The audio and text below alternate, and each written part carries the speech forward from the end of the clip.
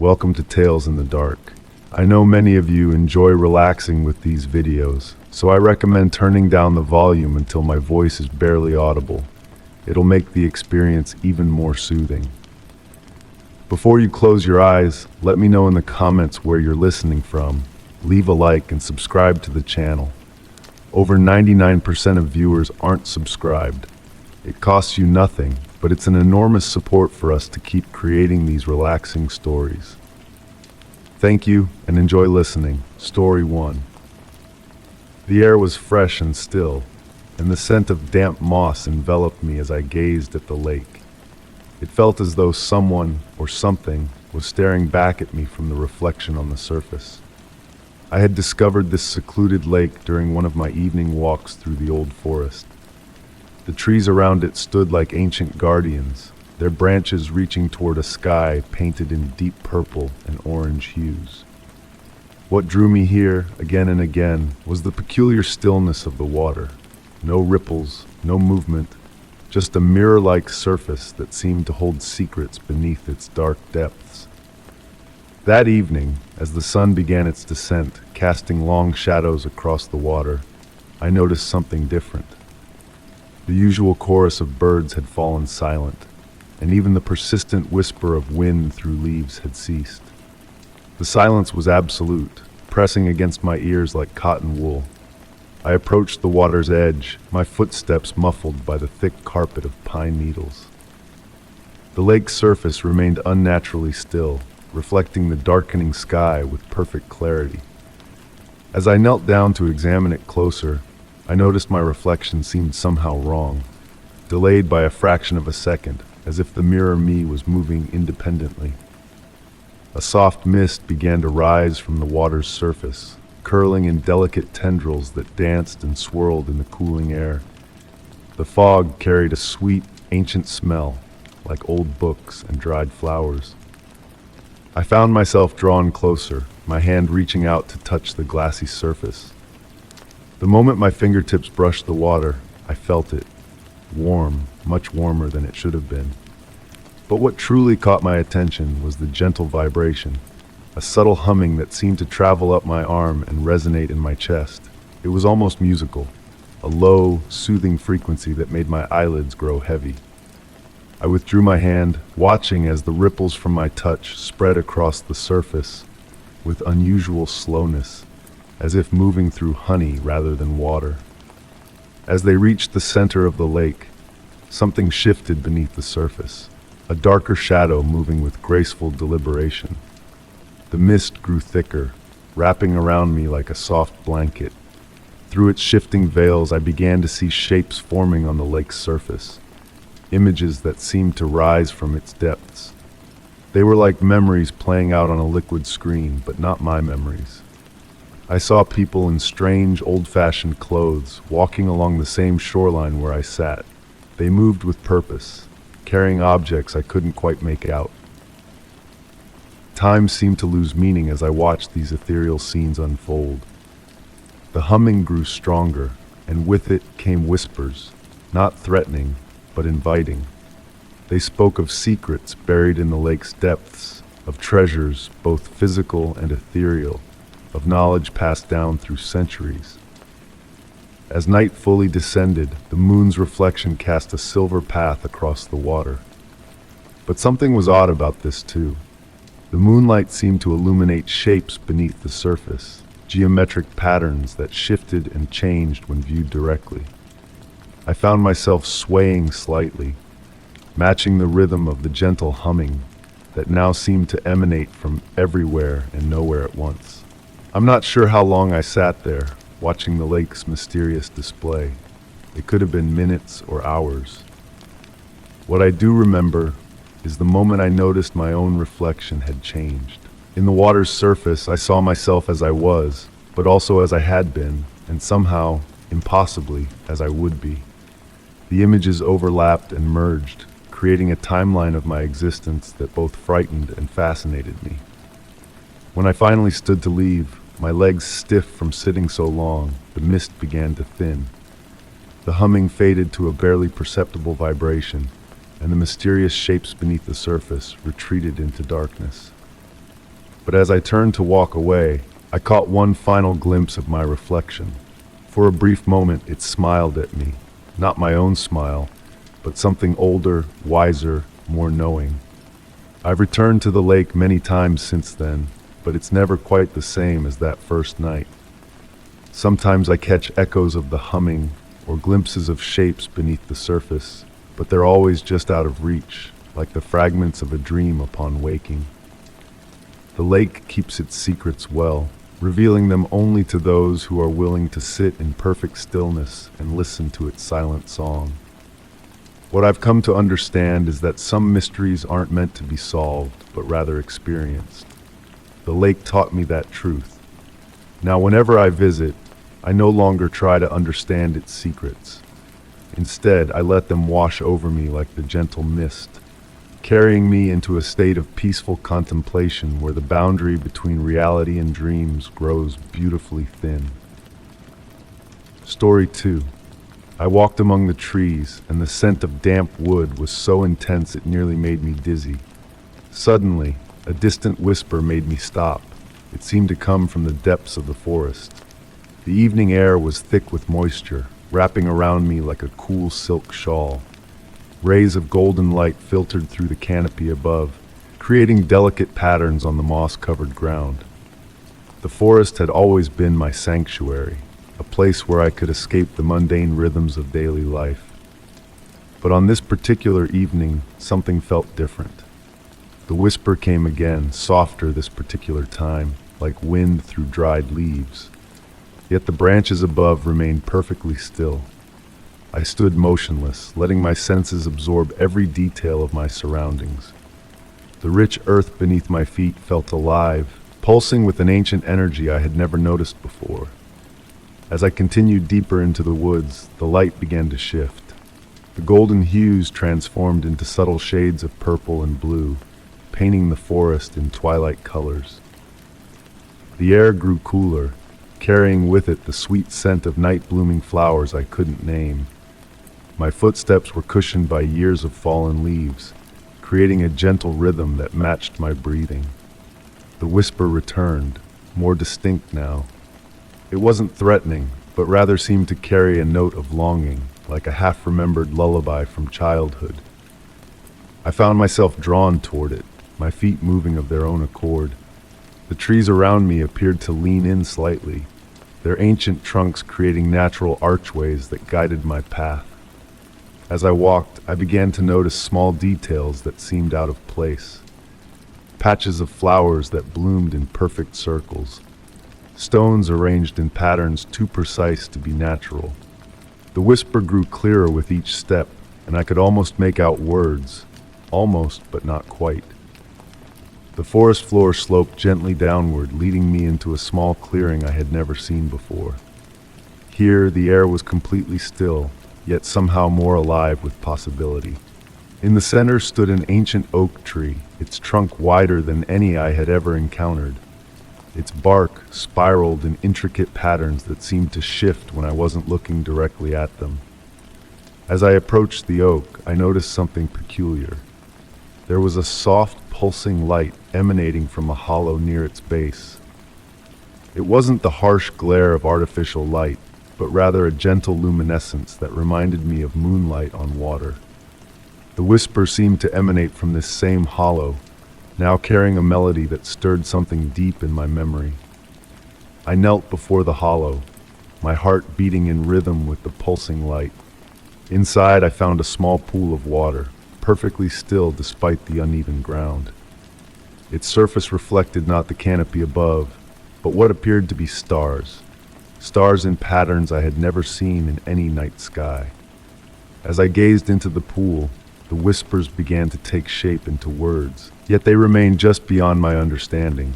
They spoke of ancient things, of secrets buried in roots and stones, of memories carried in leaves and rain. The language was foreign, yet somehow familiar, like a dream half remembered upon waking. Time seemed to lose its meaning in that clearing. The light shifted from twilight to dusk, but the pool's glow remained constant. I found myself sinking deeper into a state of peaceful contemplation. my mind drifting between wakefulness and dreams. The whispers continued their gentle song, weaving stories I could feel but not quite grasp. When I finally stood to leave, I noticed something had changed. The forest felt different, or perhaps I was the one who had changed. The trees seemed to bow slightly as I passed, their leaves rustling in a wind I couldn't feel. The path back appeared clearly before me, though I couldn't remember marking my way in. As I made my way home, the whispers gradually faded, but their essence remained with me. The forest had shared something profound, something that existed in the space between words and silence. Even now, on quiet nights when the wind moves through the trees, I sometimes catch fragments of that whisper, calling me back to the ancient oak and its luminescent pool. I never found that clearing again, despite many attempts to retrace my steps. But I carry its memory with me, a gentle reminder that some mysteries are meant to be experienced rather than solved. The whisper in the forest became part of me, a secret melody that plays in the quiet moments between thoughts, reminding me that magic still exists in the spaces we least expect to find it.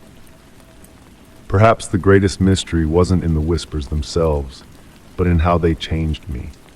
Now, every forest path holds the promise of wonder. Every rustle of leaves might carry a message, and every shadow could conceal a doorway to somewhere extraordinary. The whisper taught me that sometimes the most profound discoveries come not from finding answers, but from learning to listen to the questions that nature asks of us in its own gentle way. Story 3. While I walked along the driveway, I sensed an unnatural silence. The smell of rotting wood hit me as I approached the door. It was as if the entire house was holding its breath. The autumn wind whispered through bare branches, yet not a single leaf stirred around the property. My footsteps on the gravel seemed muffled, absorbed by something unseen. The old Victorian stood before me, its weathered facade telling stories I wasn't sure I wanted to hear. My job as a house inspector had brought me to many peculiar places, but something about this one felt different. The brass doorknob was cold against my palm, colder than it should have been on this mild evening. As I turned it, I noticed how the metal seemed to resist, not from rust or age, but as if it were intentionally fighting against my touch. The door opened with a sound I can only describe as a sigh, not the expected creak of old hinges, but something more organic, more alive. Inside, the air hung thick and heavy. My breathing slowed involuntarily to match the house's stillness. Dust particles danced in the pale light streaming through grimy windows, moving in patterns that seemed almost deliberate. The wallpaper, a faded pattern of purple irises, peeled in long, elegant strips that reminded me of fingers reaching downward. I began my inspection in the foyer, running my hands along the mahogany banister. The wood felt warm despite the home's chill, a gentle, living warmth that made me pause.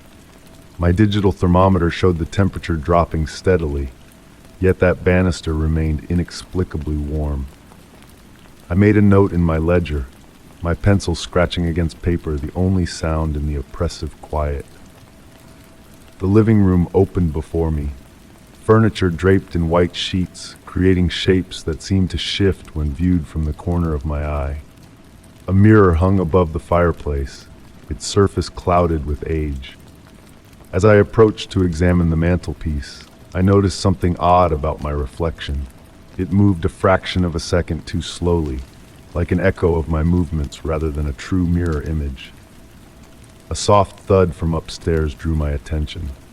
In any other house, I would have attributed it to settling foundations or expanding wood, but here, in this silence, it felt purposeful. I ascended the stairs, noting how each step seemed to give slightly beneath my weight, like breathing lungs rather than solid wood. The upper hallway stretched before me, doors lining both sides. Each one was closed except for the last, which stood slightly ajar. The fading daylight cast long shadows that seemed to reach for me as I made my way down the corridor. The wallpaper pattern changed here. The irises appeared to have turned their blooms to follow my movement, though I knew this was impossible. In the master bedroom, I found the source of the warmth I'd felt downstairs. The room was noticeably warmer than the rest of the house, though no heating vents were visible. My thermometer confirmed a 10-degree difference, yet there was no logical explanation for this variation. The air here felt thick, almost syrupy, as if the atmosphere itself was trying to embrace me. A vintage music box sat on the dresser, its metal surface tarnished but intact. Without touching it, I heard a faint melody, 3 notes, barely audible, that seemed to come from within the box despite its key remaining still. When I leaned closer to examine it, the notes stopped, replaced by what sounded like a distant inhale. As the sun began to set, shadows deepened across the room. I noticed that they didn't behave quite right. They stretched in directions that contradicted the light sources, and some seemed to pulse gently, like a sleeping cat's breathing. The air grew thicker still, and I found myself taking slower, deeper breaths to match the house's rhythm. My inspection complete, I made my way back downstairs. Each step felt heavier than the last, as if the house were trying to hold me in place. In the foyer, I noticed something I'd missed before, a small photograph tucked into the corner of a larger frame. It showed the house as it must have looked decades ago, but something was different. In the photo, all the windows were open wide, curtains billowing outward as if the house were exhaling. Standing on the porch, I turned to lock up and caught a movement in the window beside the door. For a moment, the glass bowed slightly outward, then inward, like a chest rising and falling. I quickly looked down at my report, filled with measurements and observations, all technically accurate, yet missing the essential truth about this place. As I walked back to my car, the silence followed me, broken only by what sounded like a long, slow exhale from the house behind me. I didn't turn around. Some things are better left unwitnessed, some questions better left unasked. In my report, I would note the uneven heating, the strange acoustics, the settling foundations, but I would never mention how the house felt like it was watching me leave, or how for just a moment I could have sworn I heard it whisper my name in a voice made of creaking wood and settling dust. That night, as I lay in my own bed, I found myself matching my breathing to a rhythm I couldn't quite shake, slow, deep, and patient, like a house that had all the time in the world to wait for someone to notice it was alive. Story 4. The setting sun cast long shadows across the street. I noticed that one of those shadows didn't seem to belong to anyone around me.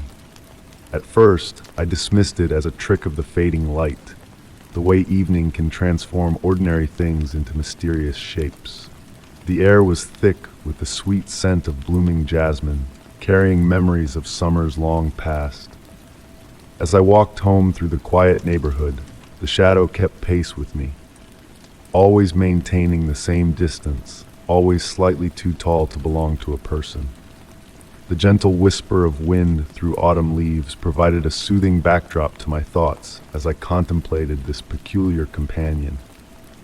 My footsteps fell softly on the weathered sidewalk, creating a steady rhythm that matched my heartbeat.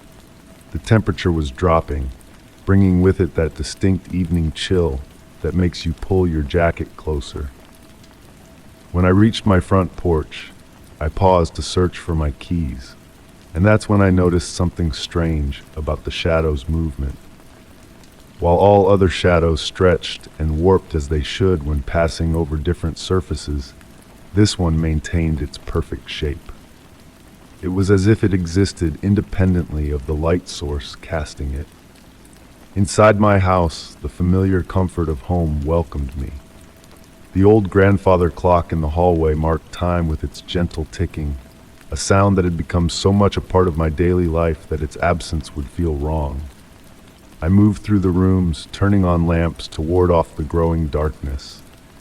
Each light created new shadows, but none quite like the one I'd seen outside. That night, as I prepared for bed, I caught glimpses of movement in my peripheral vision. The shadow seemed to have followed me inside, though that should have been impossible with all the indoor lighting. It lingered in corners, just at the edge of my awareness, like a half-remembered dream. I sat in my reading chair, allowing the soft fabric to embrace me as I pondered this mysterious presence. The shadow never felt threatening. Rather, it carried an air of familiar longing, like finding an old photograph of someone you once knew well but can't quite remember.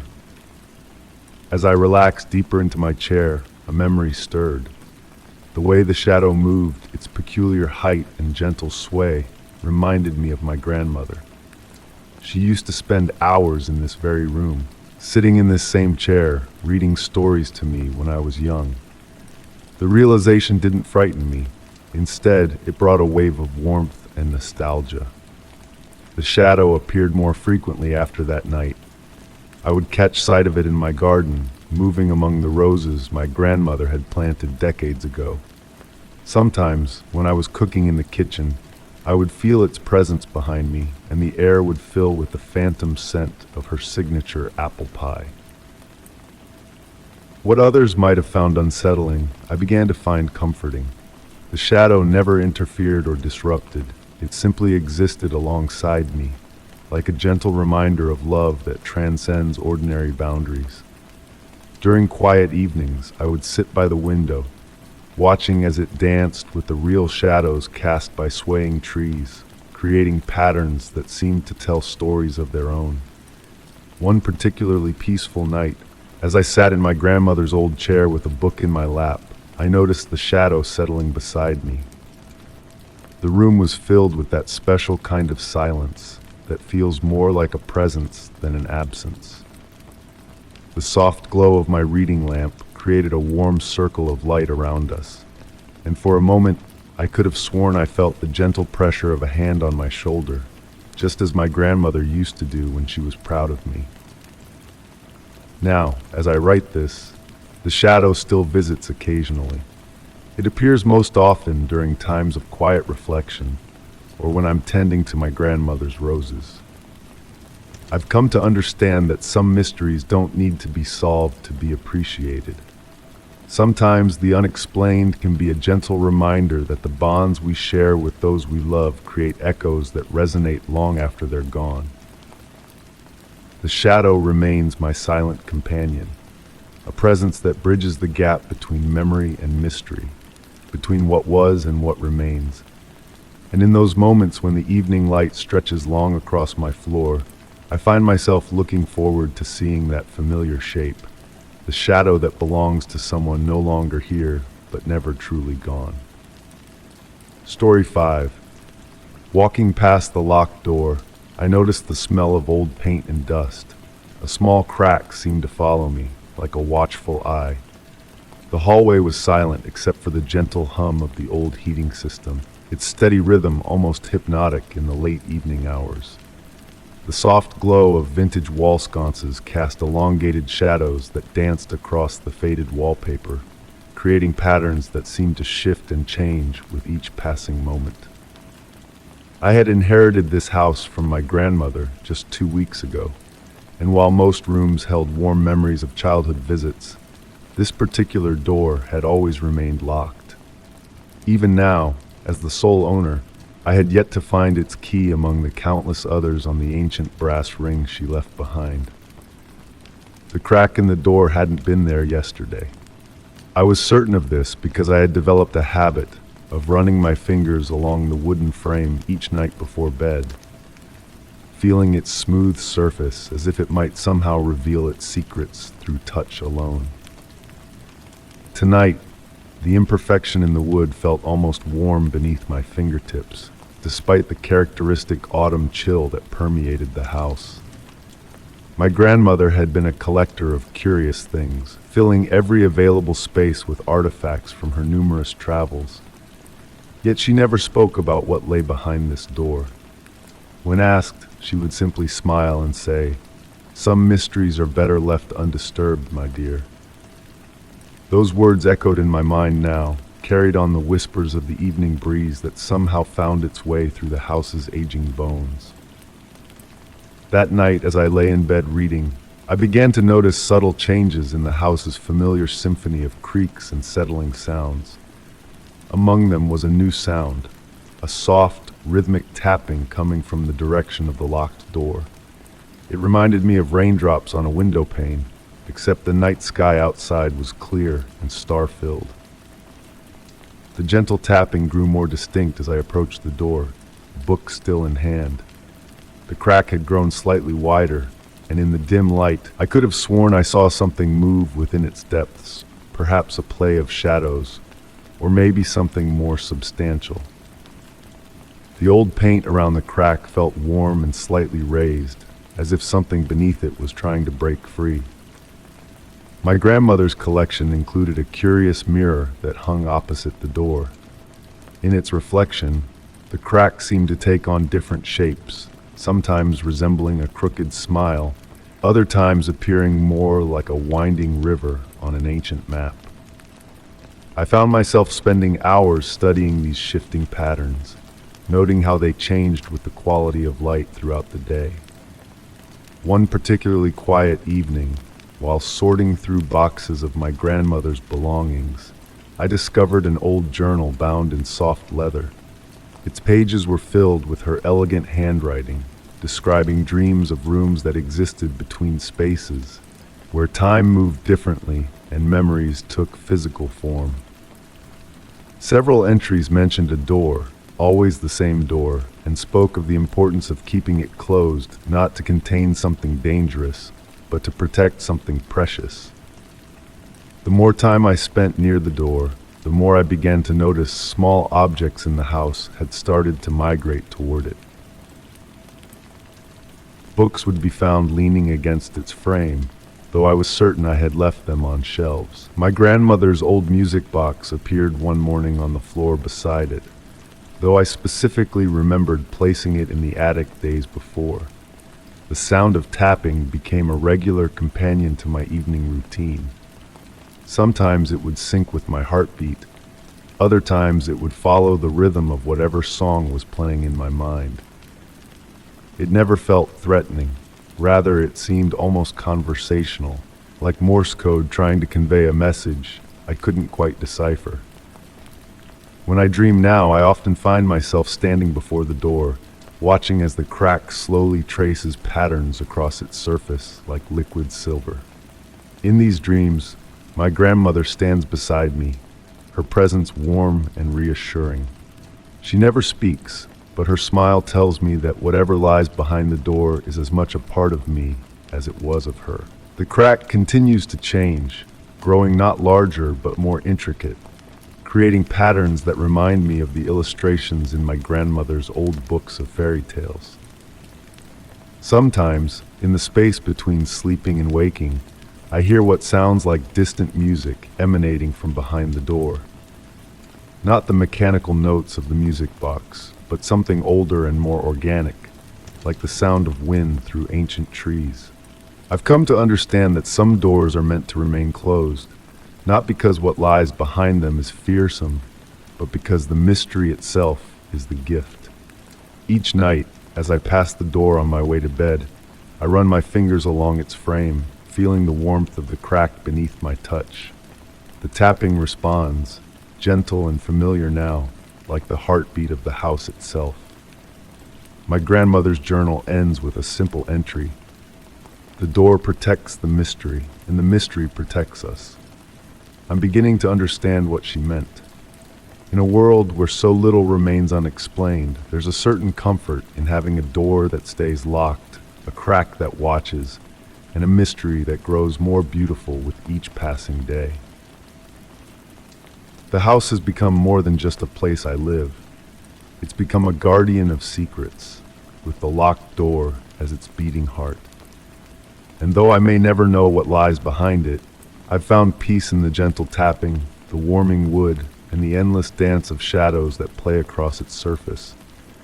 Some mysteries, after all, are better left as they are, not to be solved, but to be cherished. Story 6. I miei passi riecheggiavano sul sentiero di ciottoli che sembrava proseguire oltre l'orizzonte. Più avanzavo, più avevo la sensazione di tornare indietro.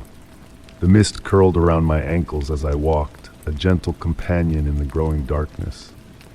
The air carried the sweet scent of pine needles mixed with something older, something that reminded me of ancient books and forgotten memories. Each step forward felt both familiar and strange, as if I were walking through a dream I couldn't quite remember. The path beneath my feet was made of smooth river stones, worn by countless footsteps before mine. Their surfaces gleamed with a thin sheen of evening dew, creating subtle patterns that seemed to shift when I wasn't looking directly at them. The woods around me whispered with a gentle breeze, branches swaying in a hypnotic dance against the pearl gray sky. I had been walking for what felt like hours, though my watch had stopped moving at some point. Its hands remained frozen at 6:47, the same time I had first noticed the unusual bend in the path that had drawn me away from my usual evening stroll. The temperature remained constant, not warm, not cold, a perfect state of in-between that made me question whether I was truly feeling anything at all. As darkness settled in, I noticed something peculiar about the stones beneath my feet. They seemed to emit a faint phosphorescence, barely visible unless I looked at them from the corner of my eye. The soft glow provided just enough light to keep walking, though I couldn't shake the feeling that the illumination wasn't coming from the stones themselves, but from somewhere beneath them. The trees that lined the path began to take on curious shapes. Their bark appeared to flow like liquid in slow motion, creating patterns that resembled faces, not frightening ones, but contemplative expressions that seemed to watch me with gentle curiosity. I reached out to touch one and felt a subtle vibration under my fingers, like a sleeping cat's purr. Time became fluid, stretching and contracting like taffy. Sometimes I felt I had been walking for mere minutes, other times for days. The sky never fully darkened, maintaining a perpetual twilight that cast everything in soft, muted tones. Birds called in the distance, but their songs played in reverse, creating a haunting melody that seemed to follow me along the path. I began to notice small objects placed at regular intervals along the way, a child's marble that caught the ethereal light, a rusty key that seemed warm to the touch, a pocket watch with all its numbers replaced by tiny mirrors. Each item felt significant, as if they were breadcrumbs left by someone who had walked this path before me. But when I turned to look back, the objects I had passed were no longer there. My shadow behaved strangely on this path. Sometimes it walked beside me instead of behind or in front, and occasionally it would pause while I continued moving, only to catch up moments later. It seemed to have gained a sort of independence, though it never strayed far from me. I found its presence oddly comforting, like having a silent companion on this mysterious journey. The air grew thick with memories that weren't my own. I caught glimpses of other people's lives floating past like autumn leaves. A first kiss, a final goodbye, a moment of perfect happiness, a profound loss. These visions were gentle, never intrusive, but they left me with a deep sense of connection to something vast and unknowable. As I walked, I began to notice that my footprints in the dew would sometimes appear ahead of me before I had taken the steps. When I reached them, they fit my feet perfectly, as if I had already passed this way countless times before. Perhaps I had. Perhaps I always would. The path seemed to respond to my thoughts, widening when my mind wandered and narrowing when I focused. Small flowers bloomed and withered in sync with my breathing, their petals opening and closing like tiny lungs. The very air seemed to pulse with a consciousness that mirrored my own. I should have been tired, but fatigue never came. Instead, I felt a growing sense of peace, as if each step was bringing me closer to understanding something essential about existence. The boundary between myself and my surroundings began to blur. Was I walking the path, or was the path walking me? In the distance, I could see where the path curved beyond my sight, always promising something new just around the bend. Yet when I reached each curve, I found myself in a place that felt simultaneously foreign and deeply familiar, like returning to a childhood home that had been renovated by strangers. I realized then that I had become part of something endless, something that existed outside of traditional time and space. The path wasn't leading me anywhere.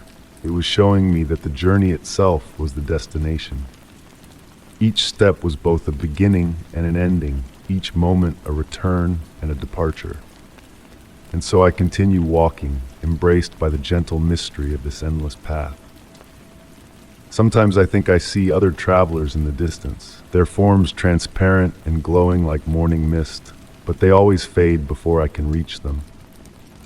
Perhaps they are future versions of myself, or past ones, all of us walking the same infinite path in different moments that somehow exist simultaneously.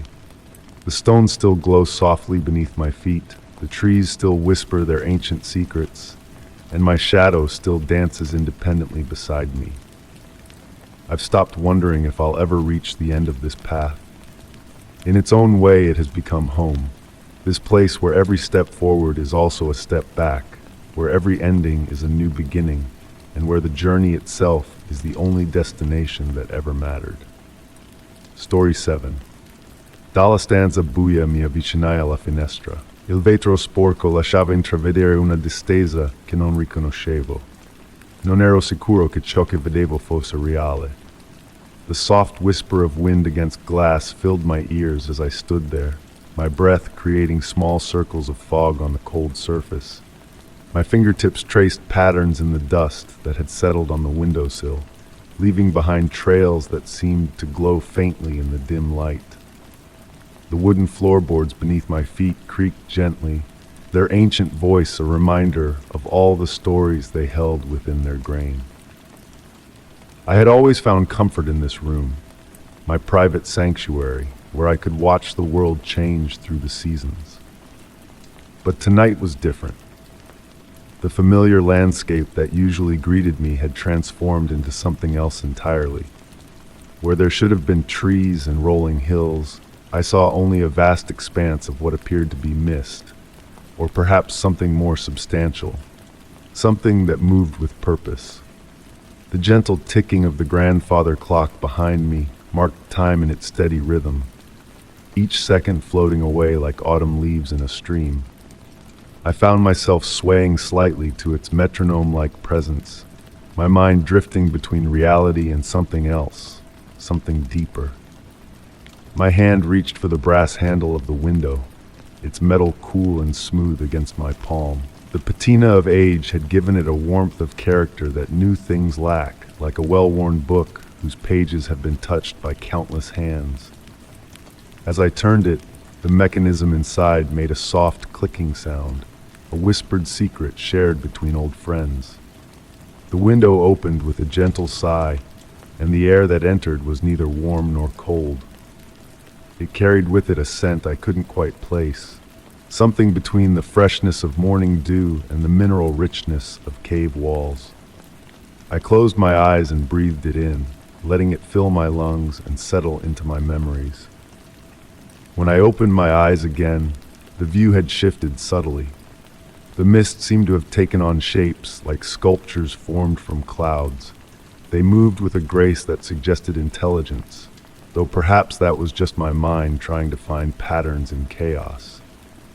I noticed how the light seemed to bend around these shapes, creating shadows that shouldn't have been possible given the angle of the moon.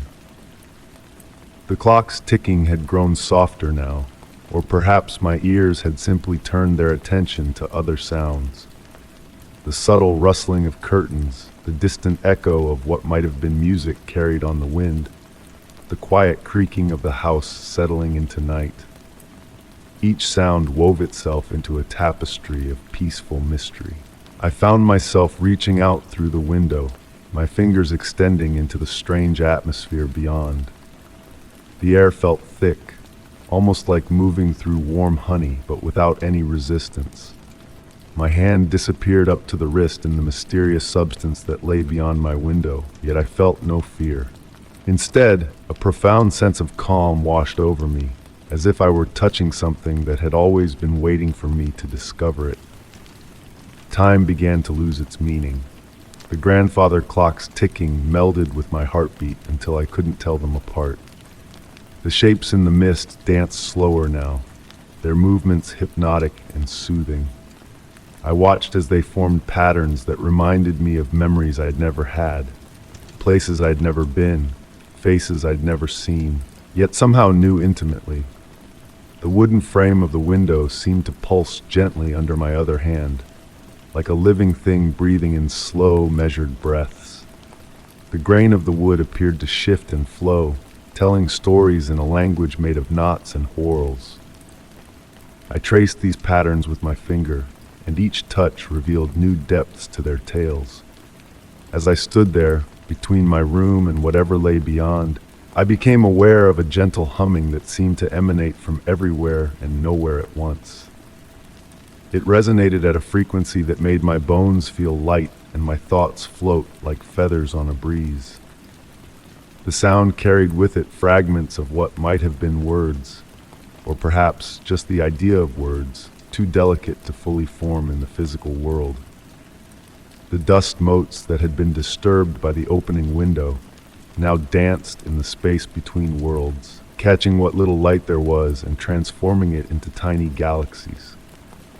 Each particle seemed to move with purpose, as if they were all part of some grand, slow-motion choreography that I was only now beginning to perceive. I noticed that my reflection in the glass had begun to fade, not disappearing entirely, but becoming transparent enough that I could see both myself and what lay beyond simultaneously. The effect was mesmerizing, as if I existed in multiple places at once, each version of me slightly different, slightly changed by the angle of light or the density of the mist. The room behind me had grown quieter still, as if it too was holding its breath in anticipation of something. The shadows in the corners seemed deeper, richer, more alive with possibility. They stretched and contracted with a rhythm that matched the movement of the mist outside, creating a seamless dance between interior and exterior spaces. I realized then that the boundary between inside and outside had become more than just physical. The window frame no longer seemed to separate two distinct spaces, but rather acted as a membrane between different states of being. The familiar comfort of my room merged with the mysterious expanse beyond in a way that felt both natural and extraordinary. My consciousness drifted like a leaf on a quiet pond, touching briefly against questions that had no answers, then floating away before they could fully form. The gentle pressure of the air against my skin, the soft sounds that might have been whispers or might have been the wind, the way light seemed to bend and flow like water, all of it combined into a peaceful symphony of the inexplicable. As I stood there, watching the mist reshape itself into endless new forms, I understood that some mysteries aren't meant to be solved, but rather experienced. The window had become more than just an opening in a wall. It was a gateway to a place where questions themselves were more valuable than answers, where the line between dreaming and waking grew so thin it ceased to matter. The grandfather clock's ticking had become so faint it was now just a suggestion of time passing, like the memory of rain long after the clouds have cleared. I remained there, suspended between worlds, as the night deepened around me, neither fully here nor there, but somehow exactly where I needed to be. Story 8. Un brivido freddo mi attraversò mentre restavo immobile nella stanza. L'aria sembrava densa e palpabile, come se qualcosa di invisibile mi avesse sfiorato. The grandfather clock's gentle ticking was the only sound breaking the evening stillness. I had always found comfort in its steady rhythm, but tonight something felt different. The familiar confines of my study seemed to hold an unfamiliar presence, like a shift in air pressure before a storm. My leather armchair creaked softly as I settled into it, the worn material cool against my skin. The lamp on my desk cast a warm, amber glow that barely reached the corners of the room, leaving them wrapped in gentle shadows. I could smell the lingering aroma of the chamomile tea I'd been drinking, mixed with the earthen scent of old books that lined the walls. As I reached for my book, my fingers brushed against something unusual, a slight temperature change in the air, as if passing through a pocket of cold. I withdrew my hand slowly, watching as the lamplight flickered ever so slightly, creating dancing shadows on the wooden floor. The sensation reminded me of events from the past week. Small things at first, items slightly out of place, the faint scent of rain when all windows were closed, the feeling of being watched while reading late at night. I had dismissed these occurrences, attributing them to an overactive imagination fueled by too many late-night reading sessions. But now, sitting in my study, I couldn't ignore the subtle changes anymore. The room felt different, as if the very air had acquired a texture I could almost touch. My fingertips tingled with a gentle numbness, like when snow falls on bare skin. The sensation spread slowly up my arms, not uncomfortable, but undeniably present. The grandfather clock continued its steady rhythm, but its sound seemed to echo differently now, as if the room had grown larger, or perhaps smaller. I couldn't quite tell which. I found myself breathing in sync with its pendulum, each tick marking another moment in this strange experience. My gaze drifted to the mirror hanging above the fireplace. Its surface appeared slightly clouded, though I knew it had been clear earlier in the day. As I watched, the clouding seemed to shift and swirl, like morning mist over still water. The reflection of the room remained unchanged, yet something about it felt deeper, as if the mirror was a window into a space that extended far beyond the confines of my study. The leather of my armchair no longer felt cool but neutral, as if it had absorbed the temperature of my body, or perhaps something else. The numbness in my fingers had spread to my palms, and I noticed that I could no longer feel the texture of the book's cover beneath them. Yet I felt no fear, only a profound sense of curiosity and calm. The lamp's light seemed to pulse gently now, matching the rhythm of my breathing. Or perhaps my breathing had unconsciously aligned with its subtle variations. The shadows in the room appeared to have substance, like velvet curtains swaying in an imperceptible breeze. I became aware of a sound so faint it might have been my imagination, a soft whisper that could have been wind through leaves, though no windows were open. It carried no words, yet it seemed to speak of ancient things, of spaces between moments, of time flowing like water through unseen channels. The numbness had reached my shoulders now, but rather than being concerning, it felt like a gentle embrace. The room's temperature continued to fluctuate in waves, creating patterns I could feel but not see. The air grew thicker, more substantial, as if reality itself was becoming more concentrated around me. Looking down at my hands, I noticed they appeared slightly transparent in the lamp's glow, like morning sunlight through frosted glass. Yet when I moved them, they cast shadows as solid as ever. The contradiction didn't disturb me. It felt right somehow, as if I was witnessing a truth that had always existed just beyond my perception. The grandfather clock's ticking began to fade, not in volume but in significance. Time seemed to flow differently now, like honey dripping from a spoon, thick and slow and sweet. The boundaries between myself and the room grew less distinct, as if we were melding into a single experience of existence. I realized then that the nothingness I felt wasn't an absence but a presence, not a void but a fullness beyond ordinary sensation. It touched not just my skin but something deeper, something that existed in the space between thoughts, in the pause between heartbeats. As I sat there, suspended in this moment of profound tranquility, I understood that some mysteries aren't meant to be solved, but experienced. The numbness wasn't taking something away. It was adding something I had never known was missing. The touch of nothingness was, paradoxically, the most substantial thing I had ever felt. The lamp continued to pulse, the shadows continued to dance, and somewhere in the distance, the grandfather clock kept its steady count of moments that no longer seemed to pass in any ordinary way. I remained in my armchair, embraced by the gentle presence of absence, knowing that when morning came, I would remember this night not as a dream, but as a glimpse into the space between spaces, where nothingness reveals itself as everything. Story 9. Camminavo lentamente, e le vecchie pietre sotto I miei piedi sembravano sussurrare nomi dimenticati. Ogni curva portava con sé un nuovo frammento di una storia sconosciuta.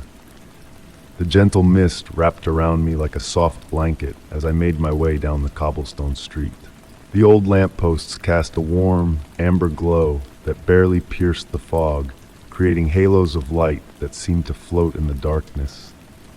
Each step I took echoed softly, accompanied by the quiet rustling of autumn leaves dancing across the ground. I had always been drawn to this particular street, with its weathered buildings and ornate doorways. The architecture spoke of a different era, when craftsmen took pride in every detail they carved into the stone. But tonight, something felt different. The air held a peculiar stillness, and the familiar sounds of evening seemed muffled, as if the world itself was holding its breath. My attention was drawn to the facades of the buildings, where centuries of weather had worn the stone into curious patterns. In the dim light, these patterns began to take shape, forming what appeared to be faces emerging from the walls. At first, I dismissed them as tricks of shadow and light, but as I continued walking, I couldn't shake the feeling that the faces were watching me, their expressions changing ever so slightly when I wasn't looking directly at them. The scent of rain-soaked earth and old wood filled my nostrils, mixing with the faintest trace of something sweeter. Perhaps night-blooming jasmine, though I couldn't spot any flowers nearby. A cool breeze whispered through the street, carrying with it the sound of distant wind chimes, their gentle tinkling creating a haunting melody that seemed to respond to my footsteps. I paused before an old wooden door, its deep mahogany surface etched with intricate patterns that seemed to shift and flow in the lamplight. My fingers traced the carvings, feeling the smoothness where countless hands before mine had touched the same spot. The wood felt warm despite the cool evening air, almost as if it retained the heat of every person who had ever passed through it. As I stood there, I noticed a small brass letterbox beside the door. Its surface was tarnished with age, but something caught my eye, a piece of yellowed paper protruding slightly from its mouth. The paper looked old, its edges frayed and color faded to a soft sepia tone. Without thinking, I gently pulled it free. The paper felt delicate between my fingers, like autumn leaves ready to crumble. In the dim light, I could make out elegant handwriting in faded ink. The letter was dated decades ago, yet the ink seemed to shimmer as if freshly written. It was addressed simply to the one who notices. I began to read, and the words seemed to float off the page. My dearest friend, if you are reading this, then you too have seen them.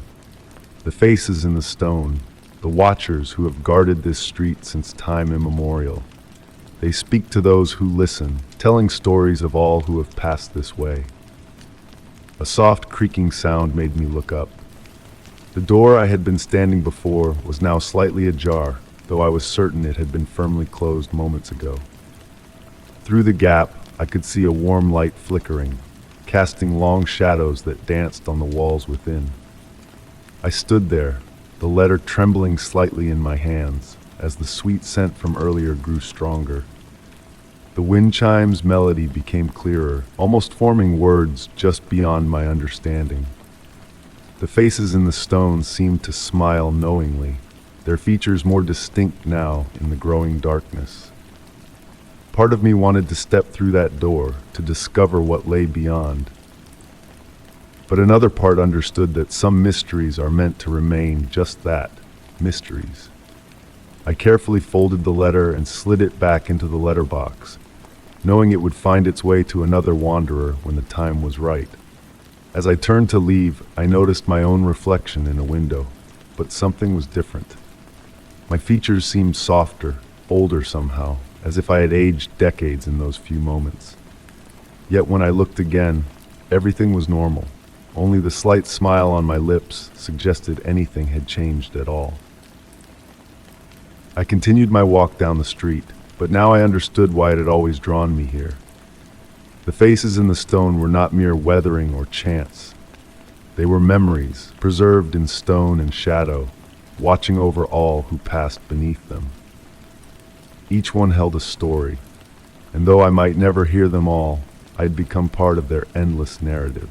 The mist continued to swirl around my feet as I walked, and the amber lights of the lampposts guided my way. Behind me, I could feel the gazes of countless stone faces, their expressions now warm and familiar. The wind chimes sang their gentle song, and somewhere in the distance another door creaked open, waiting for someone else who might notice, someone else who might understand. I never returned to that street at night again, but sometimes, when the evening grows quiet and the air fills with mist, I can still hear the whispers of those ancient stones. They remind me that some places exist between reality and dream, between past and present, where the boundaries of what we know blur into something more mysterious and beautiful. And sometimes, when I catch my reflection in a window, I see that same knowing smile, and I remember that I too am now part of the story of the street of forgotten faces. Another tale preserved in stone and shadow, waiting to be discovered by someone who knows how to listen to the whispers of the past. Story 10.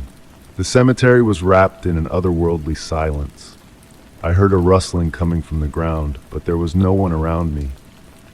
The autumn air carried the sweet scent of decaying leaves, mixing with the earthy dampness that rose from the soil. My footsteps were barely audible on the narrow path between the weathered headstones, as if the very ground was absorbing every sound I made.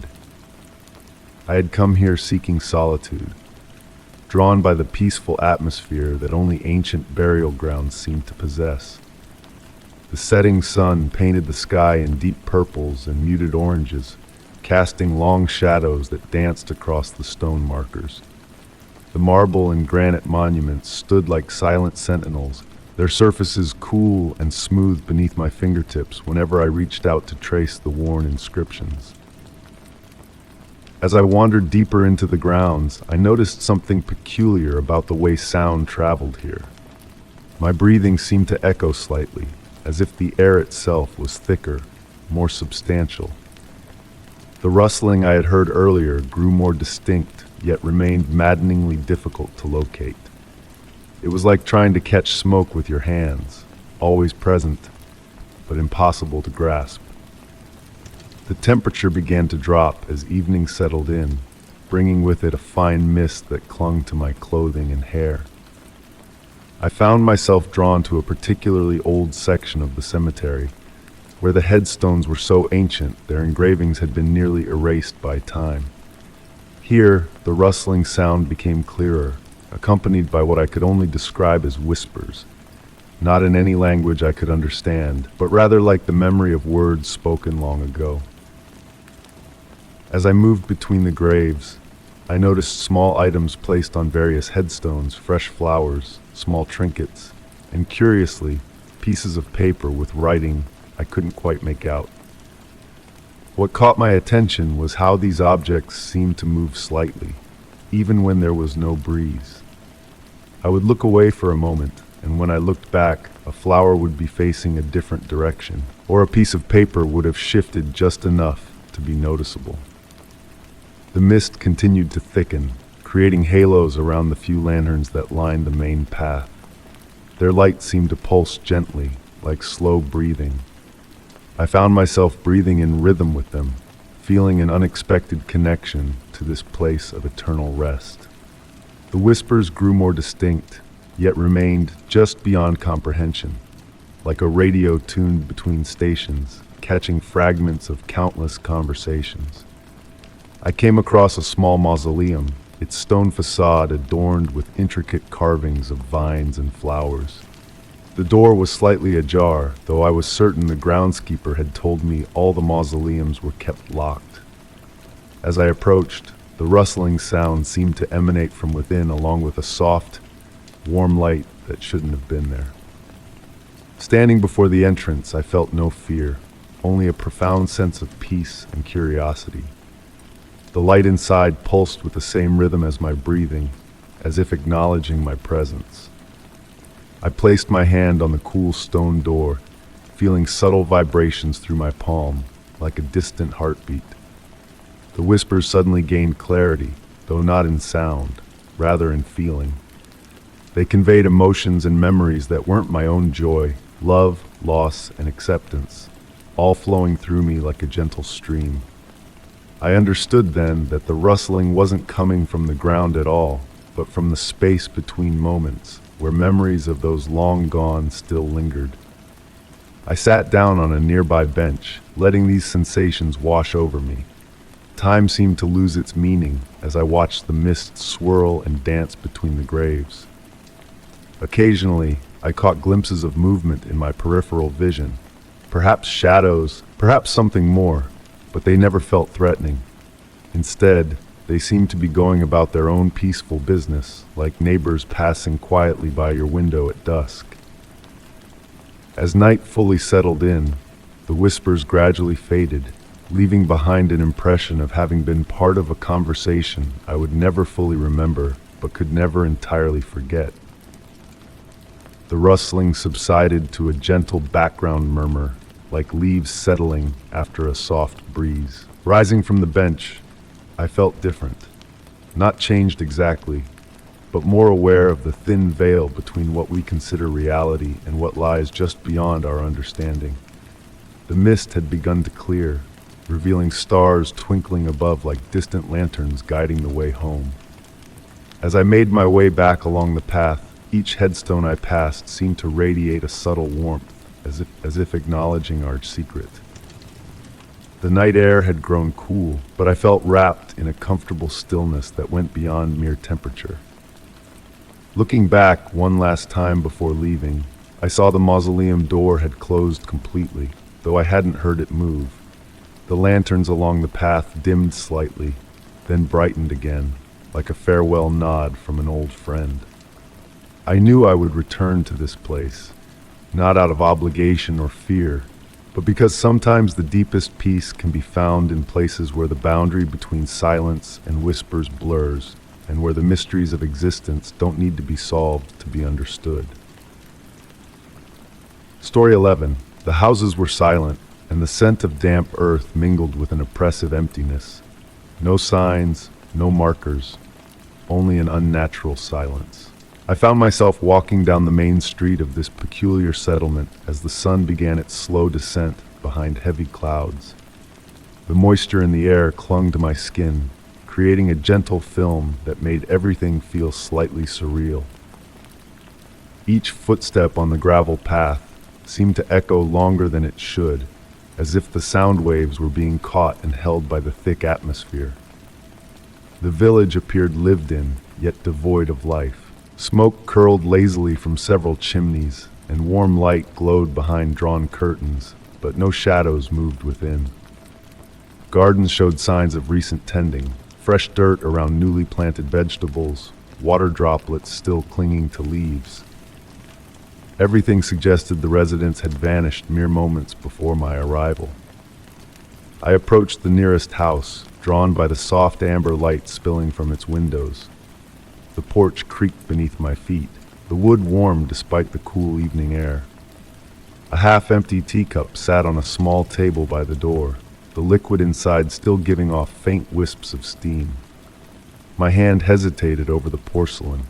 The urge to touch it, to confirm its reality, was almost overwhelming. The door wasn't locked.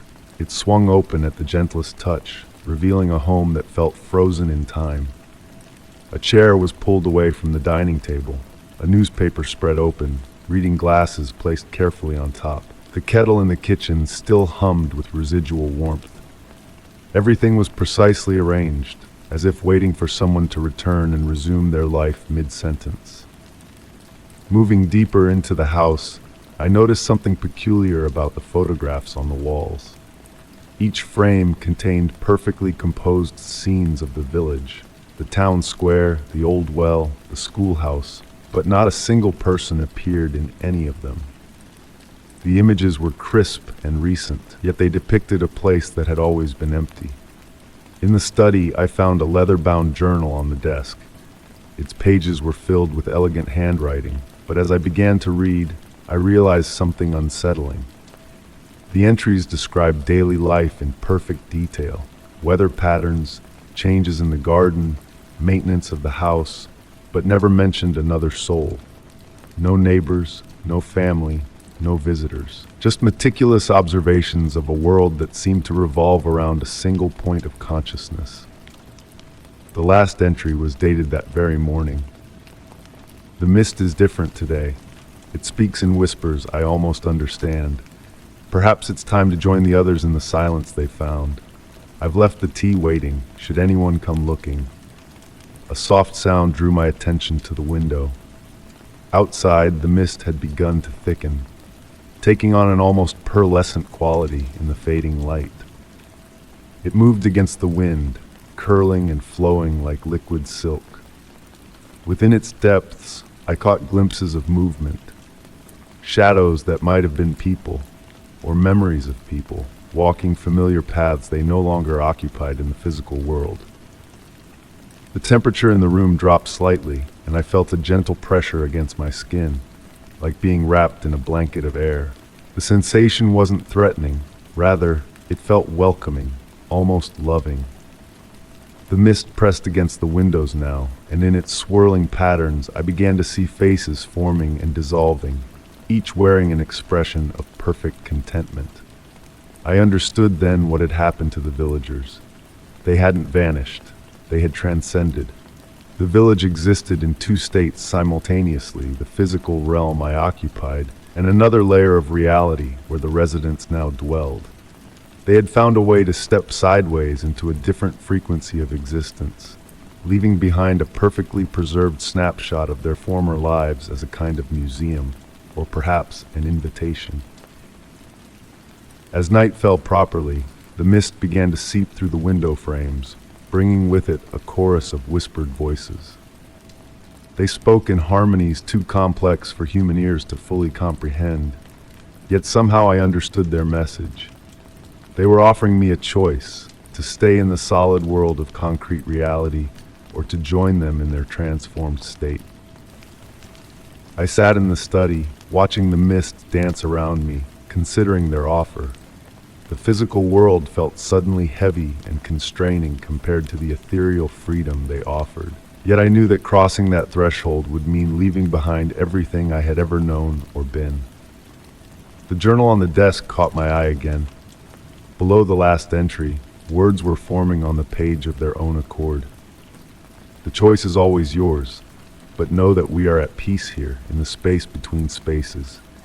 Time has no meaning, and loneliness is a memory we've gladly forgotten. I'm still here, writing this account, but the mist grows ever more insistent. Sometimes, when I look down at my hands, I can see straight through them to the desk below. I wonder if anyone will find these words, or if they too will fade into the mist, becoming just another story in a village that exists somewhere between reality and dreams. The question isn't whether the village disappeared. The question is whether it was ever truly here at all, or if it has always been waiting, a way station for souls ready to shed the weight of ordinary existence. The tea has gone cold now, but the mist is warm, and it calls to me with voices that sound increasingly like home. Story 12. I stopped abruptly. A shiver ran through me as a distant sound seemed to carry on the wind, a muffled scream I couldn't explain.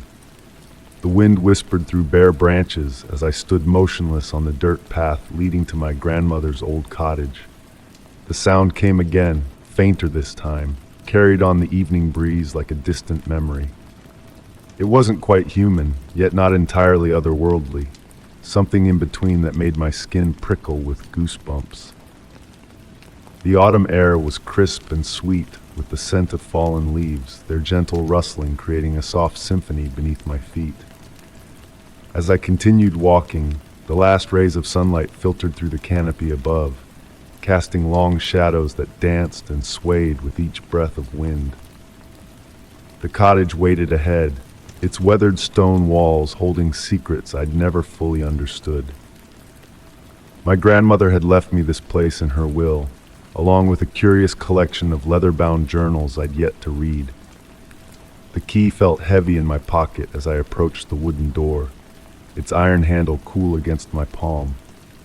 The hinges creaked softly as I stepped inside, disturbing dust motes that floated lazily in the dying light. The interior was exactly as I remembered from childhood visits. The old grandfather clock ticking steadily in the corner, worn furniture draped in white sheets, and the lingering scent of dried herbs that grandmother always hung from the rafters. But something felt different now. The air seemed thicker, more attentive, as if the house itself was aware of my presence. I moved through the room slowly, running my fingers along familiar surfaces. The floorboards whispered beneath my feet, each step releasing the sweet, musty scent of aged wood. In the kitchen, copper pots hung in their usual places, their surfaces dulled with time but still reflecting the warm glow of my lantern. The sound came again, clearer this time. It wasn't a scream of terror or pain, but rather a call. Something between a song and a sigh that seemed to resonate with the very foundations of the house. I followed it upstairs, where the evening shadows grew deeper and the air cooled noticeably. Grandmother's study waited at the end of the hallway, its door slightly ajar.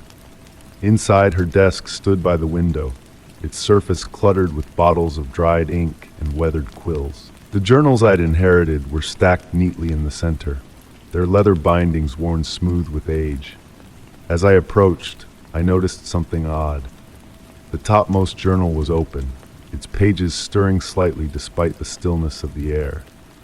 I picked up the journal, its leather warm to the touch, and began to read. Grandmother's elegant handwriting filled the pages, but what caught my eye were the strange symbols drawn in the margins. They seemed to shift and change when viewed from different angles, like water flowing across the paper. The mysterious sound echoed through the house again, and this time I realized it was coming from within the walls themselves. My grandmother's words on the page began to make sense. She wrote of voices that existed between worlds, of sounds that only certain people could hear. She called them the whispers of those who walk between, and described how they had guided her throughout her life. As night fell completely, the cottage seemed to breathe around me.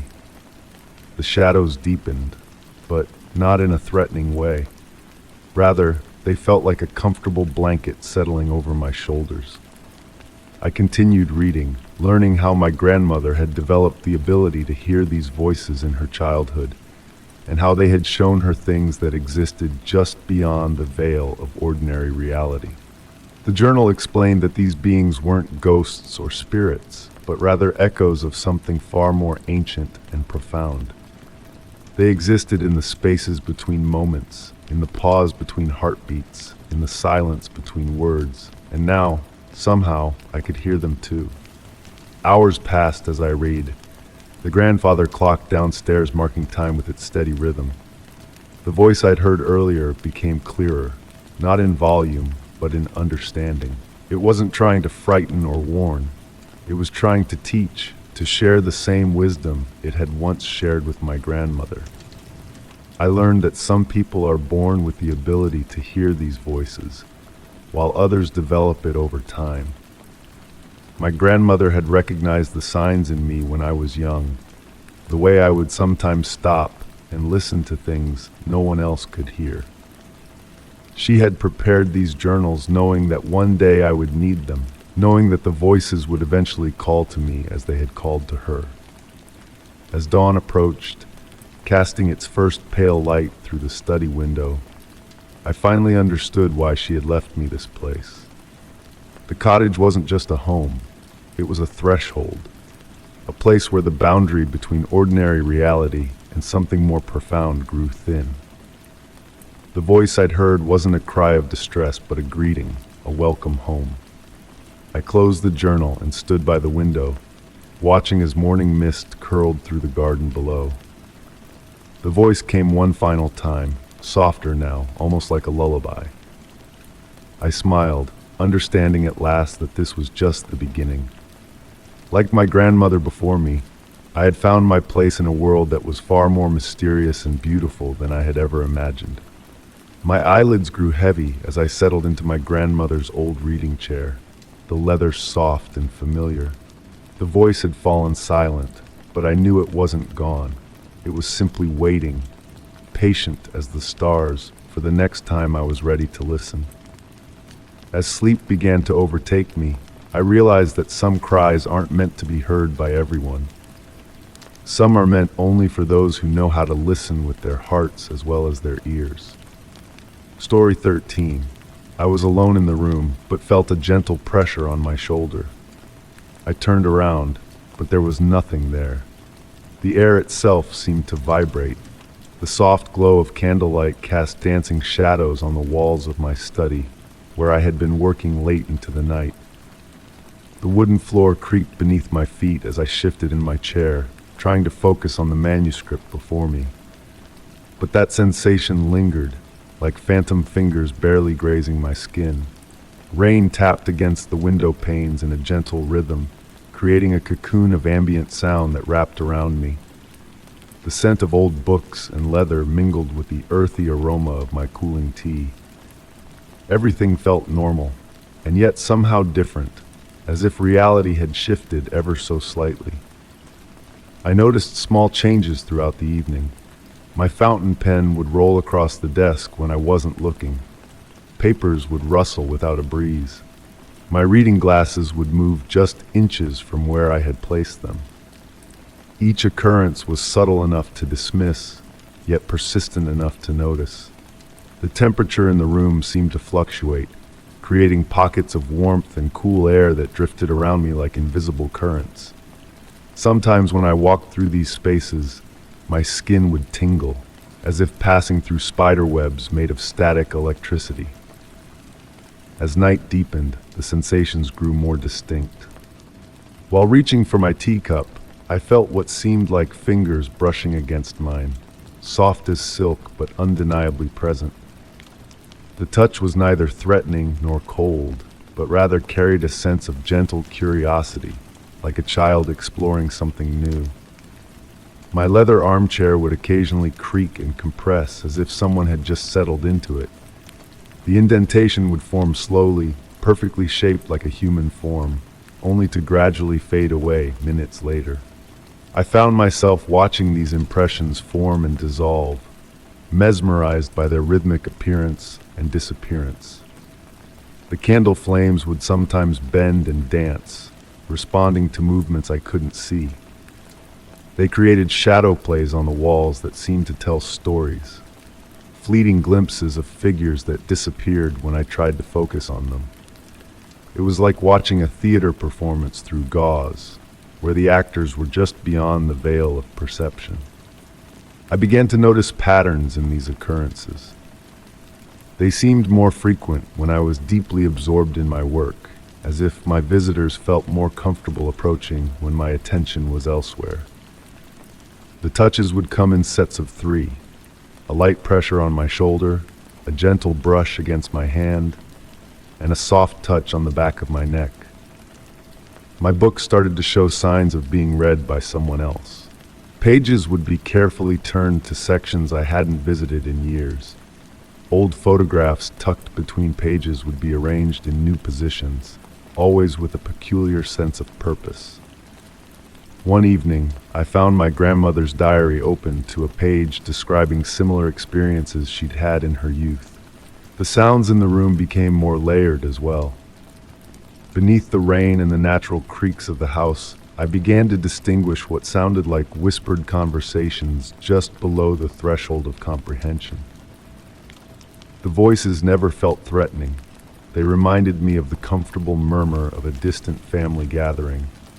I started leaving small objects out, marbles, bells, origami papers, and would find them rearranged in intricate patterns by morning. The marbles would be placed in perfect spirals, the bells would be positioned to catch the morning light, and the papers would be folded into shapes I had never seen before. One particularly quiet night, I felt a distinct presence settle beside me as I read. The air grew warm, carrying a faint scent of lavender and vanilla that reminded me of my mother's garden.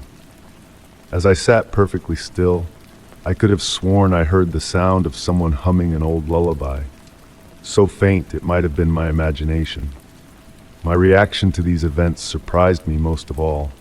Instead of fear, I felt a growing sense of peace and acceptance. The invisible presences became like companions, sharing my space with a respectful distance. They never disturbed my work or rest, but rather seemed to watch over me with benevolent curiosity. As months passed, I learned to recognize the different touches and presences. Some felt older, with a weight of wisdom in their movements. Others were playful, leaving small gifts of found objects, perfect leaves, unusual pebbles, forgotten coins, arranged carefully on my desk. I never tried to communicate directly with them, feeling that would somehow break the delicate balance we had achieved. Instead, I acknowledged their presence through small gestures, leaving an extra cup of tea on the side table, keeping a chair pulled out slightly from my desk, or reading poetry aloud on quiet evenings. Even now, as I write this account, I feel them around me. The gentle pressure on my shoulder has returned, accompanied by the familiar scent of lavender. The candle flames bend slightly, casting new shadows on my paper. I've come to understand that some mysteries don't need to be solved to be appreciated. Sometimes the not knowing is what makes them beautiful. The rain continues its soft pattern against the windows, and somewhere in the room I hear the whisper of pages turning. I smile, knowing I'm not really alone, and perhaps I never was. Story 14. Appoggiai le dita sulla copertina consumata del libro e un fremito attraversò la mia mano. Era come se il libro sapesse di essere toccato. The leather binding felt warm beneath my fingertips, unusually warm for something that had been sitting untouched on my grandmother's dusty bookshelf. The air in the old study hung heavy with the scent of aged paper and wooden furniture, creating a cocoon of stillness around me. Through the tall windows, the evening light filtered in, casting long shadows across the oriental rug and giving the room a dreamlike quality. I had been organizing my grandmother's belongings for weeks now, following her peaceful passing in her sleep. Each object held a memory, each drawer contained fragments of her life. But this particular book, seemed different from the moment I touched it. The leather was cracked in places, showing its age, yet it maintained an inexplicable vitality. As I opened the cover, the pages released a soft whisper, like a gentle exhale. The paper felt delicate yet sturdy under my touch, and I noticed something peculiar. The text seemed to shift slightly, as if the letters were settling into place. I blinked slowly, attributing the phenomenon to my tired eyes and the dim light. The first page bore no title, only an inscription in my grandmother's elegant handwriting. To see the truth, read between the stories. Below these words, the text began, but as I started reading, I realized the story was about me, about this very moment, describing me sitting in this chair, holding this book. My heart beat steadily as I turned to the next page. The words there began to form before my eyes, like ink spreading through water, telling a story I remembered from my childhood, a day spent baking cookies with my grandmother. But the details were different from my memory. In this version, she was teaching me more than just her cookie recipe. She was showing me how to weave magic into ordinary moments. The room's shadows deepened as evening progressed, but I didn't move to turn on a lamp. The natural twilight seemed more appropriate for what was unfolding before me. Each page I turned revealed another story, each one a memory twisted slightly, showing familiar events from unfamiliar angles. My grandmother appeared in all of them, always watching, always knowing more than she let on. A soft breeze stirred the curtains, though I hadn't opened any windows. The pages of the book fluttered gently, and I caught glimpses of stories yet unread, future memories perhaps, or paths not taken. The scent of old books mingled with something else now, something that reminded me of my grandmother's garden after rain. In one story, I read about a young woman who discovered she could step into paintings. The description matched my grandmother perfectly, down to the small scar on her left hand. Another tale spoke of a library where books wrote themselves, recording the dreams of their readers. Each story felt more real than the last, and I began to wonder how many of these fiction pieces were actually true. The wooden floorboards creaked softly beneath my feet as I shifted in the old armchair. In the corner of my eye, I caught a movement, perhaps a shadow, perhaps something more. The book seemed to pulse gently in my hands, like a sleeping cat purring. Hours passed as I read, though time felt different within these pages. Outside, the moon rose, casting silver light across the room. The stories began to interweave, revealing patterns I hadn't noticed before. My grandmother's life took on new dimensions, filled with quiet magic and secret knowledge she had never shared. Or had she? I remembered all the times she had told me stories before bed, how her eyes would twinkle with hidden meaning. How she would say, "Reality is just the story we all agree to believe in." At the time, I thought she was being whimsical. Now, with this book in my hands, I wasn't so sure. Near the end of the book, I found a story about a grandmother teaching her granddaughter about a special book, this book. The words described exactly what was happening now, but the ending remained unwritten, the ink fading into blank pages. My fingers trembled slightly as I touched the unfinished text. The book seemed to warm again under my touch, and I watched in wonder as new words began to form on the page. They appeared slowly, deliberately, in handwriting that looked remarkably like my own. I closed my eyes for a moment, feeling the weight of the book in my lap, listening to the silence of the room.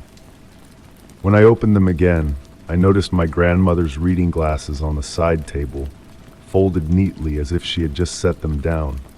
I could have sworn they weren't there before. The book now felt different in my hands, familiar, like an old friend. I understood that I wasn't just reading stories, I was becoming part of them. The book wasn't just changing stories, it was changing how I saw everything around me. As I closed the cover, the leather warm and alive under my palms, I noticed my grandmother's inscription had changed. It now read, "To see the truth, right between the stories." I placed the book carefully on the side table, next to her glasses, knowing that tomorrow I would begin writing my own chapter. In the quiet of the study, surrounded by the gathering night, I sat back in the armchair and smiled. The shadows in the room seemed to smile back, and somewhere, in the space between stories, I felt my grandmother's presence, watching, waiting to see what story I would tell next. Story 15. There was something in the room. I could feel it in the shadows and the thick air. Every step I took seemed to disturb an invisible balance. The old wooden floorboards whispered beneath my feet as I moved through the dimly lit space. Moonlight filtered through the gauzy curtains, casting pale ribbons across the vintage furniture. The grandfather clock in the corner marked time with its steady heartbeat, each tick resonating through the stillness of the night. I had lived alone in this house for 3 years, but lately things had begun to change. It started with small details. A book moved slightly from where I had left it, the faint scent of lavender when I knew I owned no such perfume, the feeling of warm air brushing against my neck in a room with no draft. Tonight felt different. The air held a weight I couldn't explain, like the heaviness before a storm. My breath created small clouds in the cool evening air, though I hadn't adjusted the thermostat. The temperature would drop randomly in certain areas of the house, creating invisible pockets of cold that I would walk through, sending shivers down my spine. I made my way to the kitchen, drawn by an inexplicable urge to check on something, though I wasn't sure what. The copper kettle on the stove caught my attention, its surface reflecting distorted images of the room behind me. For a moment, I thought I saw a figure standing in the doorway, but when I turned, there was only empty space. Making tea had become my nightly ritual, a way to calm my nerves when the silence grew too heavy. As I waited for the water to boil, I noticed the collection of photographs on my refrigerator. Family moments frozen in time, smiling faces looking back at me. But something was wrong. In one photo, taken at last year's holiday gathering, there appeared to be an extra shadow behind the group, a dark silhouette that didn't belong to any of us. The kettle never whistled. Instead, the water began to simmer quietly, creating a gentle bubbling sound that seemed to whisper words I couldn't quite understand. I poured the hot water over my chamomile tea bag, watching the steam rise and curl in the air, forming shapes that seemed almost deliberate. My cat, Shadow, sat in the doorway, his yellow eyes fixed on a point above my head. He had been acting strangely for weeks now, following invisible movements with his eyes, meowing at empty corners, refusing to enter certain rooms. Tonight, he sat perfectly still, his tail twitching slightly, watching something I couldn't see. I carried my tea to the living room, settling into my favorite armchair. The fabric felt different under my fingers, warmer than it should be, as if someone had just risen from it. The house creaked and settled around me, its ancient bones shifting in the night. But beneath the normal sounds of an old house, I began to notice patterns, creaks that seemed to follow my movements, shadows that lingered too long after I passed. The presence had grown stronger over the past few months. At first, it was easy to dismiss a glimpse of movement in my peripheral vision, the feeling of being watched while I read, the sound of footsteps matching my own. But now it had become more bold, more tangible. Objects would move while I slept, arranged in careful patterns I would find in the morning. The mirrors would fog up with no explanation, and sometimes I would find words traced in the condensation, simple things like hello or stay. I never felt threatened, exactly. The presence seemed more curious than malevolent, like a child watching an interesting stranger. Sometimes, when I spoke aloud while working through a problem, I would hear soft sounds of agreement or disagreement, gentle taps or subtle changes in the air pressure. My tea had grown cold, though I didn't remember setting it down. The liquid surface reflected the ceiling, but in the reflection, I saw swirling patterns that weren't there when I looked up. The presence was closer now. I could feel it sitting beside me, sharing my space with a familiarity that should have been unsettling but somehow wasn't. The light from my reading lamp began to flicker, not in an erratic way, but with a steady rhythm that reminded me of breathing. The temperature in the room shifted again, creating a cocoon of warmth around my armchair, while the rest of the space remained cool. Shadow had moved to the windowsill, his eyes now closed, purring contentedly as if being petted by invisible hands. I found myself speaking softly into the quiet room. "I know you're here. I've known for a while now." The words felt right, natural, as if I'd been waiting to say them for months. The air around me grew still, holding its breath.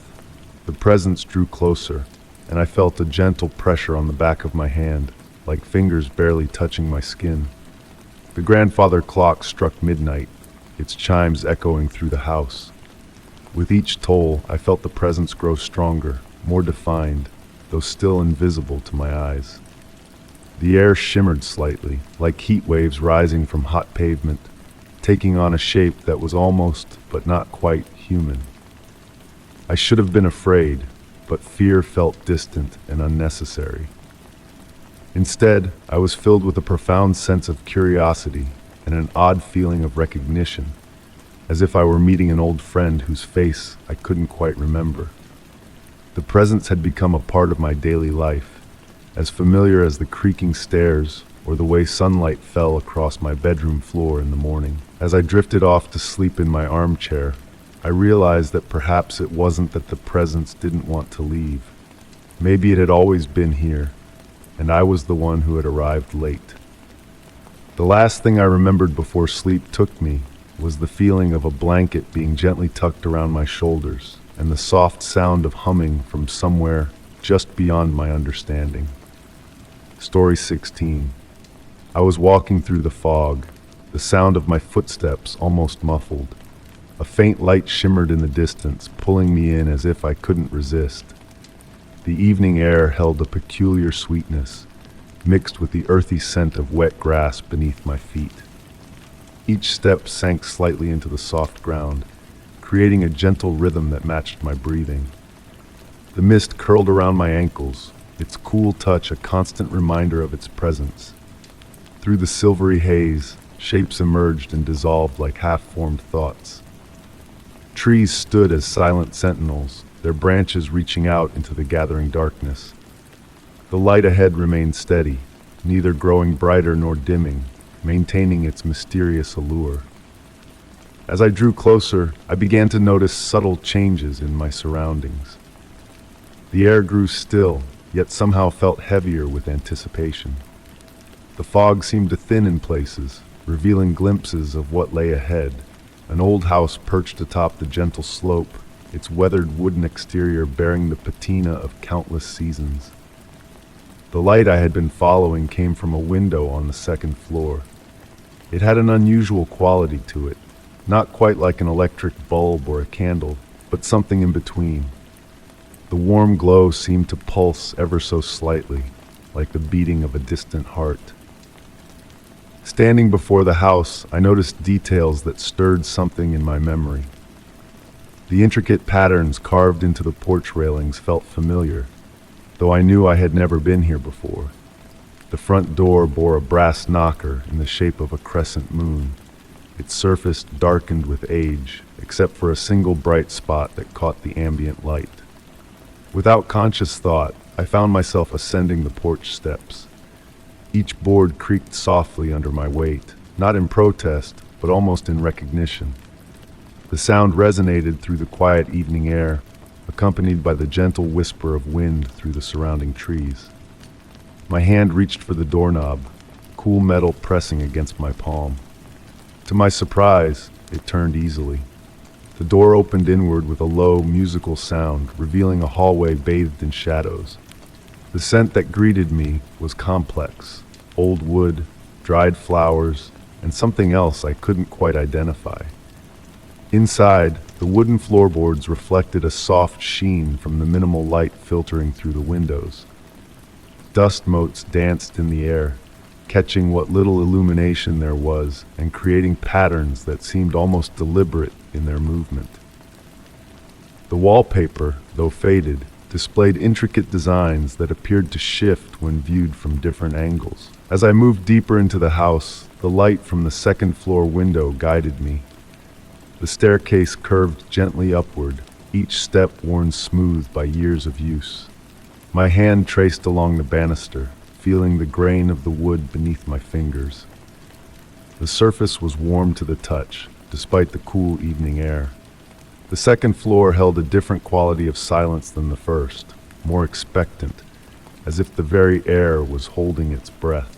The light emanated from behind a partially open door at the end of the hallway. As I approached, I noticed that the floorboards here didn't creak. My footsteps made no sound at all. The room beyond the door contained a single piece of furniture, an old mirror in an ornate silver frame. The mysterious light seemed to come from within the glass itself, casting soft shadows that moved independently of any visible source.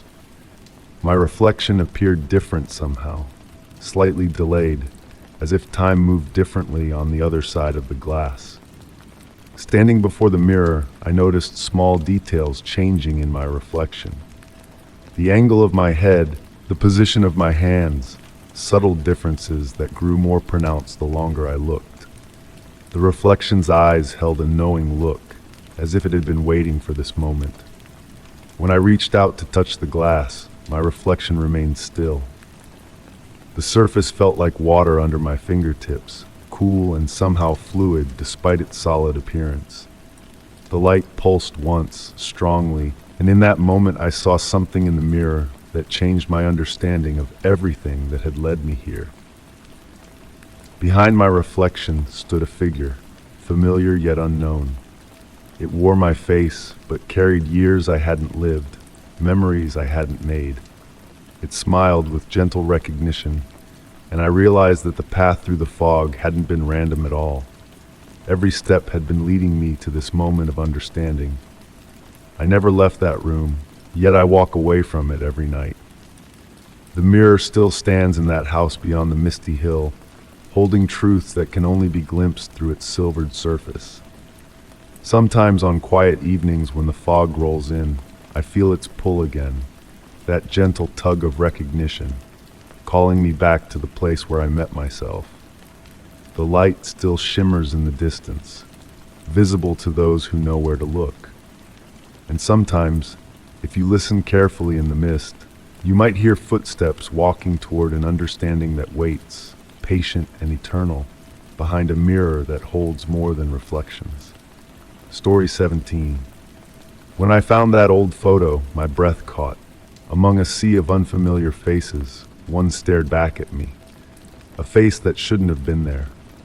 I discovered it while sorting through my grandmother's belongings in her attic one quiet autumn evening.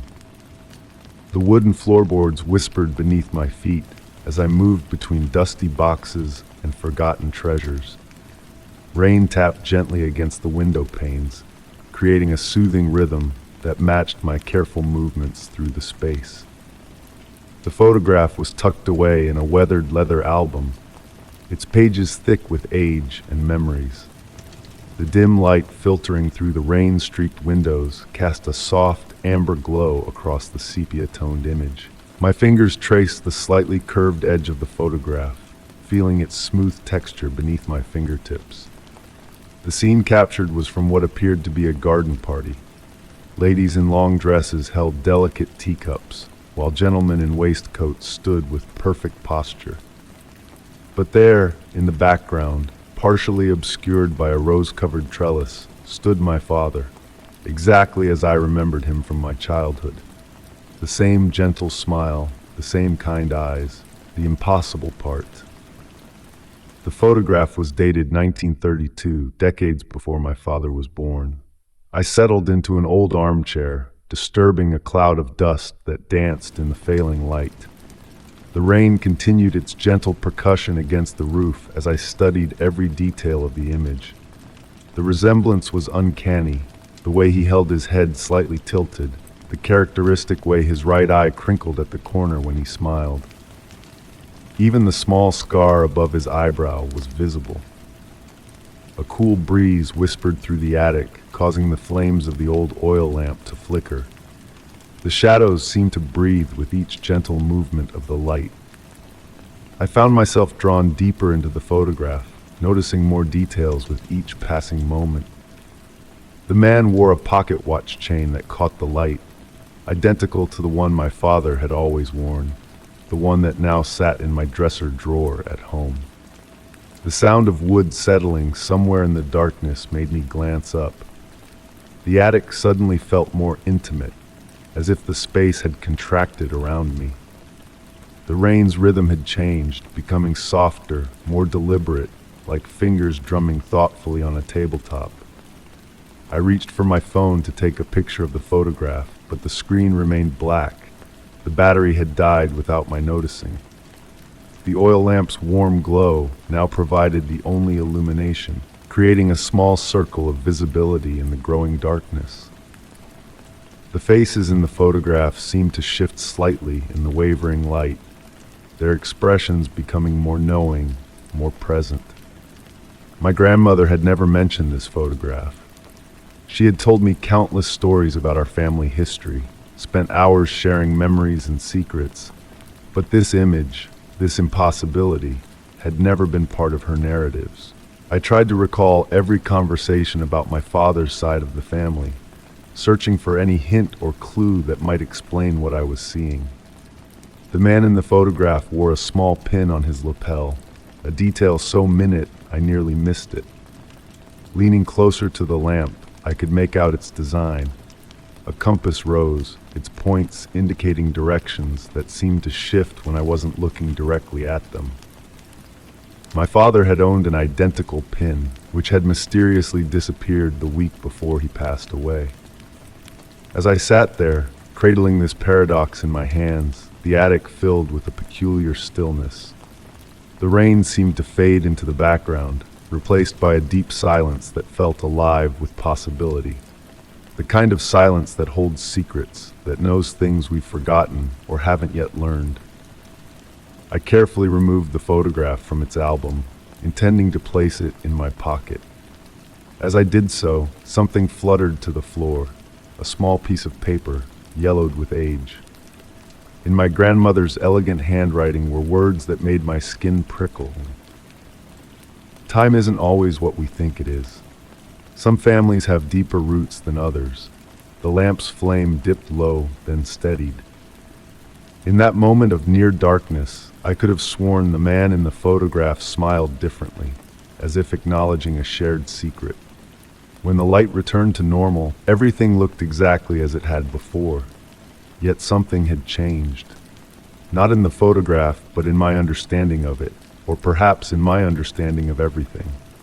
I carefully returned the album to its shelf, but kept the photograph and note. As I made my way down the attic stairs, the rain began to fade, leaving behind a silence that felt heavy with unspoken stories. That night, as I placed the photograph on my bedside table, I noticed something I hadn't seen before. In the very corner of the image, barely visible, was the edge of what appeared to be another photograph. In it, I could just make out someone who looked remarkably like myself, watching the garden party from afar. The next morning, when I went to show the photograph to my sister, I found only a blank space where the man had stood. But the compass rose pin that had been in the image now lay on my bedside table, its point spinning slowly in the morning light. Story 18. I opened the basement door, and a sudden glow caught me off guard. It felt as though two tiny points of light were watching me from the darkness. The wooden steps creaked beneath my feet as I descended, each board singing its own distinct note. The air grew cooler with every step, carrying the familiar scent of aged wood and stored memories. My hand traced along the rough stone wall, feeling the slight dampness that always lingered there, even in the driest summer days. I had been down here countless times before, organizing old boxes and searching through forgotten belongings. The basement had always been a peaceful refuge, a place where time seemed to slow down and the worries of the world faded away. But tonight, something felt different. The silence had weight to it, like a thick blanket draped over my shoulders. The 2 points of light remained steady, neither moving nor flickering. They floated at about chest height, separated by what seemed to be the width of a face. I told myself they must be reflections from upstairs, perhaps bouncing off some old glass jars or the mirror I had stored down here last spring. Yet as I moved, they stayed fixed in place, maintaining their gentle, unwavering glow. My breath emerged in visible puffs now, despite it being a mild autumn evening. The temperature had dropped noticeably, and I pulled my cardigan tighter around my shoulders. The soft wool offered comfort against the growing chill. I reached for the light switch, my fingers finding the familiar plastic toggle. With a soft click, the bare bulb above cast its warm glow across the room. The lights remained. They weren't reflections at all, but rather two distinct sources of a soft pearl-white luminescence. As my eyes adjusted, I noticed they had a slight pulse to them, like the gentle rhythm of a sleeping breath. The basement suddenly felt both familiar and foreign, like returning to your childhood home to find all the furniture rearranged. I moved closer, my sock-clad feet silent against the concrete floor. The lights seemed to respond to my presence, growing slightly brighter as I approached. There was something oddly comforting about them, like the warm glow of fireflies on a summer evening. The fear that had initially gripped me began to fade, replaced by a deep curiosity. Behind me, the washing machine hummed its quiet song, a mechanical lullaby that had always brought me comfort during late-night laundry sessions. A gentle rain began to fall outside, its soft patter against the small basement windows, creating a soothing backdrop to this strange encounter. As I drew nearer, I noticed the air around the lights had a different quality to it. It felt thicker, more substantial, like moving through warm honey. The sensation wasn't unpleasant. Rather, it reminded me of floating in a warm bath, that peaceful moment between wakefulness and sleep. The light seemed to be emanating from within a dark corner where I kept old photo albums and memory boxes. I knelt down, my knees pressing against the cool concrete. The cardboard boxes had accumulated a fine layer of dust, except for two small, perfectly circular clear spots directly beneath the glowing points. I reached out, my hand moving slowly through the thick air. The lights pulsed more quickly now, but still maintained their gentle nature. My fingers tingled with a mild electric sensation, like touching a static charged balloon. As my hand came within inches of the nearest light, a soft warmth spread up my arm, bringing with it a profound sense of peace. My mind filled with distant memories, summer afternoons spent reading in my grandmother's garden, the sound of wind chimes in the breeze, the smell of fresh-baked bread on Sunday mornings. These weren't just my memories, though. They carried a different texture, a foreign quality that suggested they belonged to someone or something else. The lights began to fade then, not abruptly, but with the gradual dimming of a sunset. As they receded, they left behind two small objects on top of the nearest box. In the warm glow of the basement bulb, I could see they were photographs I had never seen before. They showed my house, but from decades past, when it was newly built. In each photo, two similar points of light could be seen in the basement windows. I still go down to the basement every evening, carrying out my usual tasks of laundry and storage. The lights haven't returned, but sometimes when I'm alone in the quiet of the night, I feel that same thick warmth in the air. The basement has become a place of meditation for me now, a space where the boundary between past and present, memory and reality, grows beautifully thin. I've come to understand that some mysteries aren't meant to be solved, but rather experienced. The eyes in the basement taught me that not all watching is predatory, and not all unknown things are to be feared. Sometimes they're simply ancient guardians, keeping their quiet vigil over the memories and moments that make a house a home. In the end, I left the photographs where I found them, tucked away in a corner of the basement. They serve as a gentle reminder that we're all just passing through, adding our own light to the places we inhabit. And sometimes, if we're very quiet and still, we might catch a glimpse of those who watched over these spaces long before we arrived. Story 19. Walking past the fogged-up glass, I froze. The reflection showed something that wasn't me, a shadow that seemed to belong to someone else. The evening had settled in softly, wrapping the world in layers of gray mist. Rain fell in a gentle whisper against the window panes, creating intricate patterns that flowed like liquid silver. My footsteps echoed quietly on the hardwood floors of my old house, each board greeting me with a familiar creak. I had always lived alone in this place, finding comfort in the solitude and the gentle sounds of an aging home settling into night. The walls held memories in their faded wallpaper, and every corner had its own story to tell. But tonight, something felt different in the air, a subtle shift in the usual rhythm of things. The mirror in the hallway had always been there, an antique piece I inherited with the house. Its ornate frame, carved with delicate vines and flowers, had collected years of dust in its crevices, despite my careful cleaning. As I passed by it each evening, I would catch glimpses of myself, familiar and unremarkable. But this time, the reflection caught my eye in a way it never had before. The figure I saw wasn't quite right.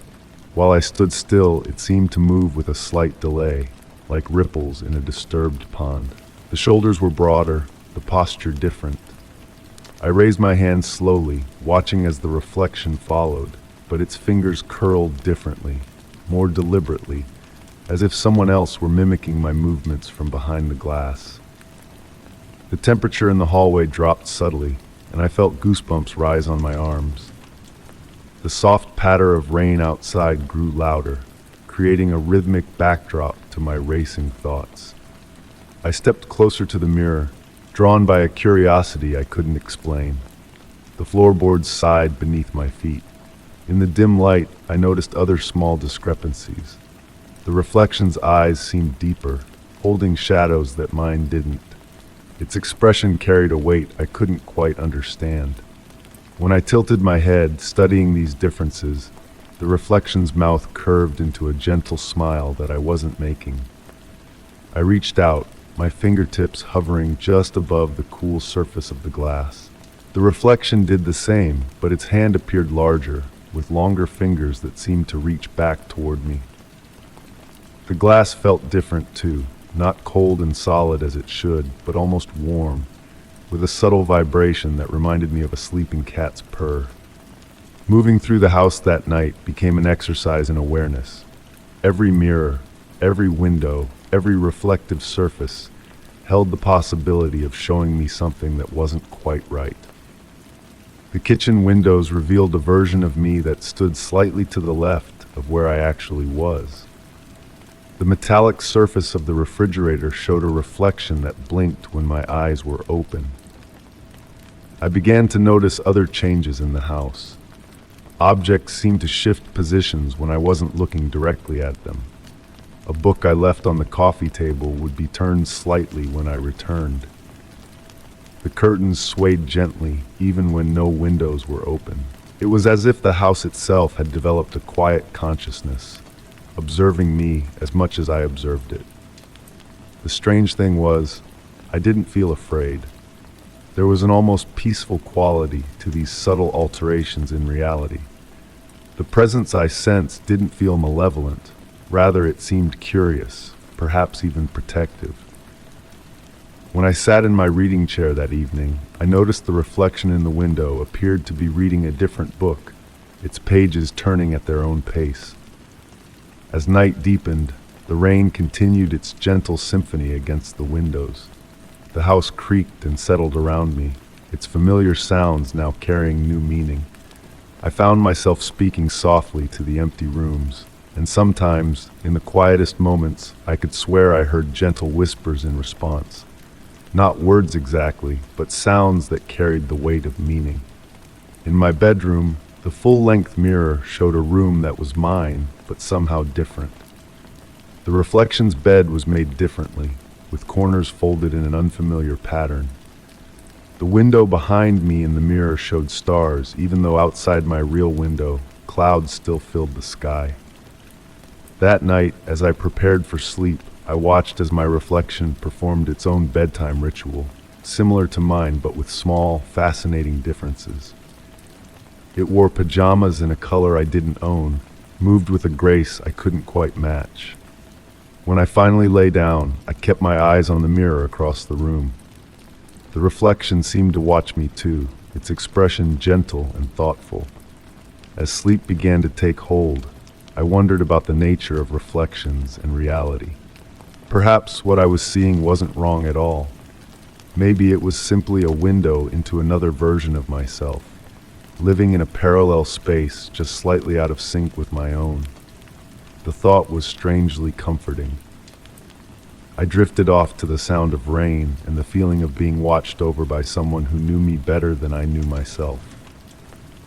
In my last moments of consciousness, I noticed my reflection had already fallen asleep, its chest rising and falling in a rhythm different from my own. In the morning, everything appeared normal again. The mirrors showed exactly what they should, and the house felt like its usual self. But sometimes, when the light hits the glass just right, or when I catch movement in the corner of my eye, I remember that night. And I wonder if somewhere, in another layer of reality, another version of me is looking back, equally curious about the reflection that isn't quite them. Story 20. I climbed slowly, the wood creaking under my feet. Each step felt like it carried me further away from any destination. The staircase had appeared in my house one morning, stretching upward from the corner of my study where my old reading chair used to be. At first, I thought I was still dreaming when I walked in with my morning coffee and saw it ascending into shadows, its wooden railings smooth and worn as if countless hands had polished them over decades. The light filtering through the study windows didn't quite reach the upper portions of the stairs, creating a gentle gradient from warm amber to cool shadow. The wood seemed to absorb sound in an unusual way, making each footstep sound distant and muffled, like walking through fresh snow. I had been climbing for what felt like hours now, though my watch insisted only minutes had passed. The air grew cooler as I ascended, carrying a faint scent of old books and cedar. Sometimes I thought I caught traces of other scents too, perhaps lavender or maybe vanilla, but they would fade before I could be certain. The wallpaper beside the stairs shifted subtly as I climbed. Near the bottom, it had matched the deep green pattern of my study walls. Now it displayed intricate designs I couldn't quite follow, like trying to remember the details of a dream while waking. When I reached out to touch it, the surface felt both familiar and strange, like touching velvet through silk.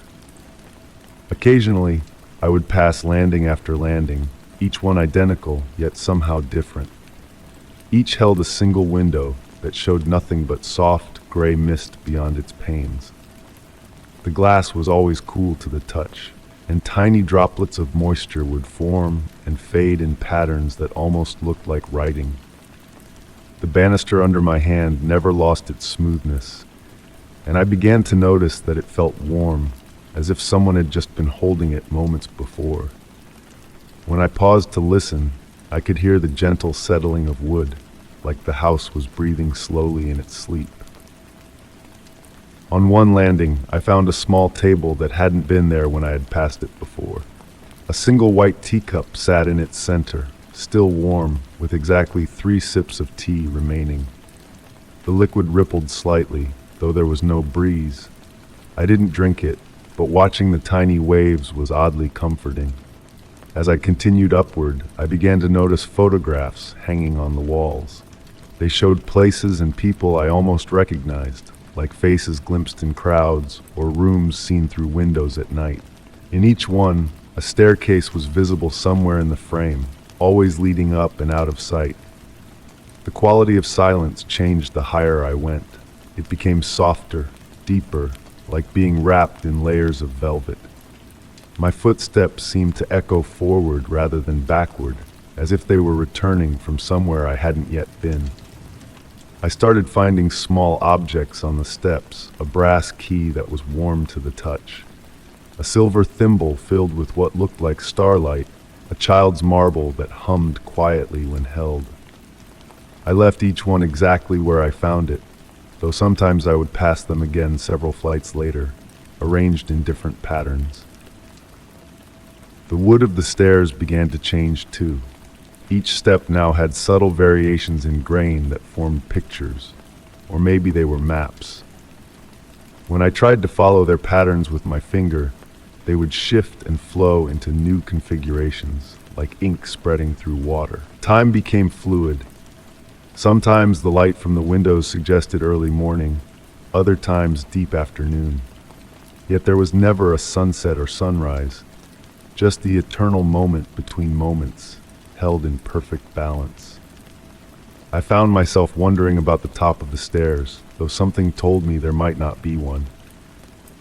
Perhaps these steps were like numbers. Between any 2 points, there are always more numbers, infinite possibilities in the smallest spaces. My feet continued their steady rhythm, each step both taking me somewhere and nowhere at all. The sound of my climbing became a soft meditation, a heartbeat in the quiet. I realized I no longer felt tired, despite what must have been hours of ascending. The air grew thicker with possibility, like the moment before rain or the pause before waking. I could smell wood polish and old paper, tea leaves and time itself. Each breath felt full of stories that had never been told but were somehow familiar. I'm still climbing now. Sometimes I think I hear other footsteps, either far above or far below, but they might be echoes of my own steps returning from their journey to nowhere. The stairs continue their gentle rise into shadow, and I continue to climb, carried forward by curiosity and the strange comfort of this impossible ascent. The wood still creaks beneath my feet, each sound like a word in a language I almost understand. And somewhere above me, or perhaps below, or possibly in a direction that hasn't been named yet, the stairs keep going, leading to everywhere and nowhere at once. Story 21. As I walked across the wooden planks, a faint sound made me stop. It was like a voice, muffled and distant, coming from below. I lived alone in this old house, where the floorboards creaked with every step and the walls held decades of stories within their weathered paint. The gentle patter of autumn rain against the windows usually brought me comfort, but tonight it seemed to amplify the strange whispers beneath my feet.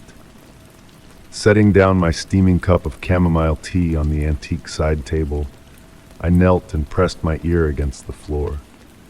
The wood felt cool against my skin, and a subtle scent of aged timber filled my nostrils. The voice continued its indistinct murmur, like someone reading a bedtime story from deep underground. My rational mind suggested it must be the heating pipes or the natural settling of an old house, yet something about the cadence felt unmistakably human.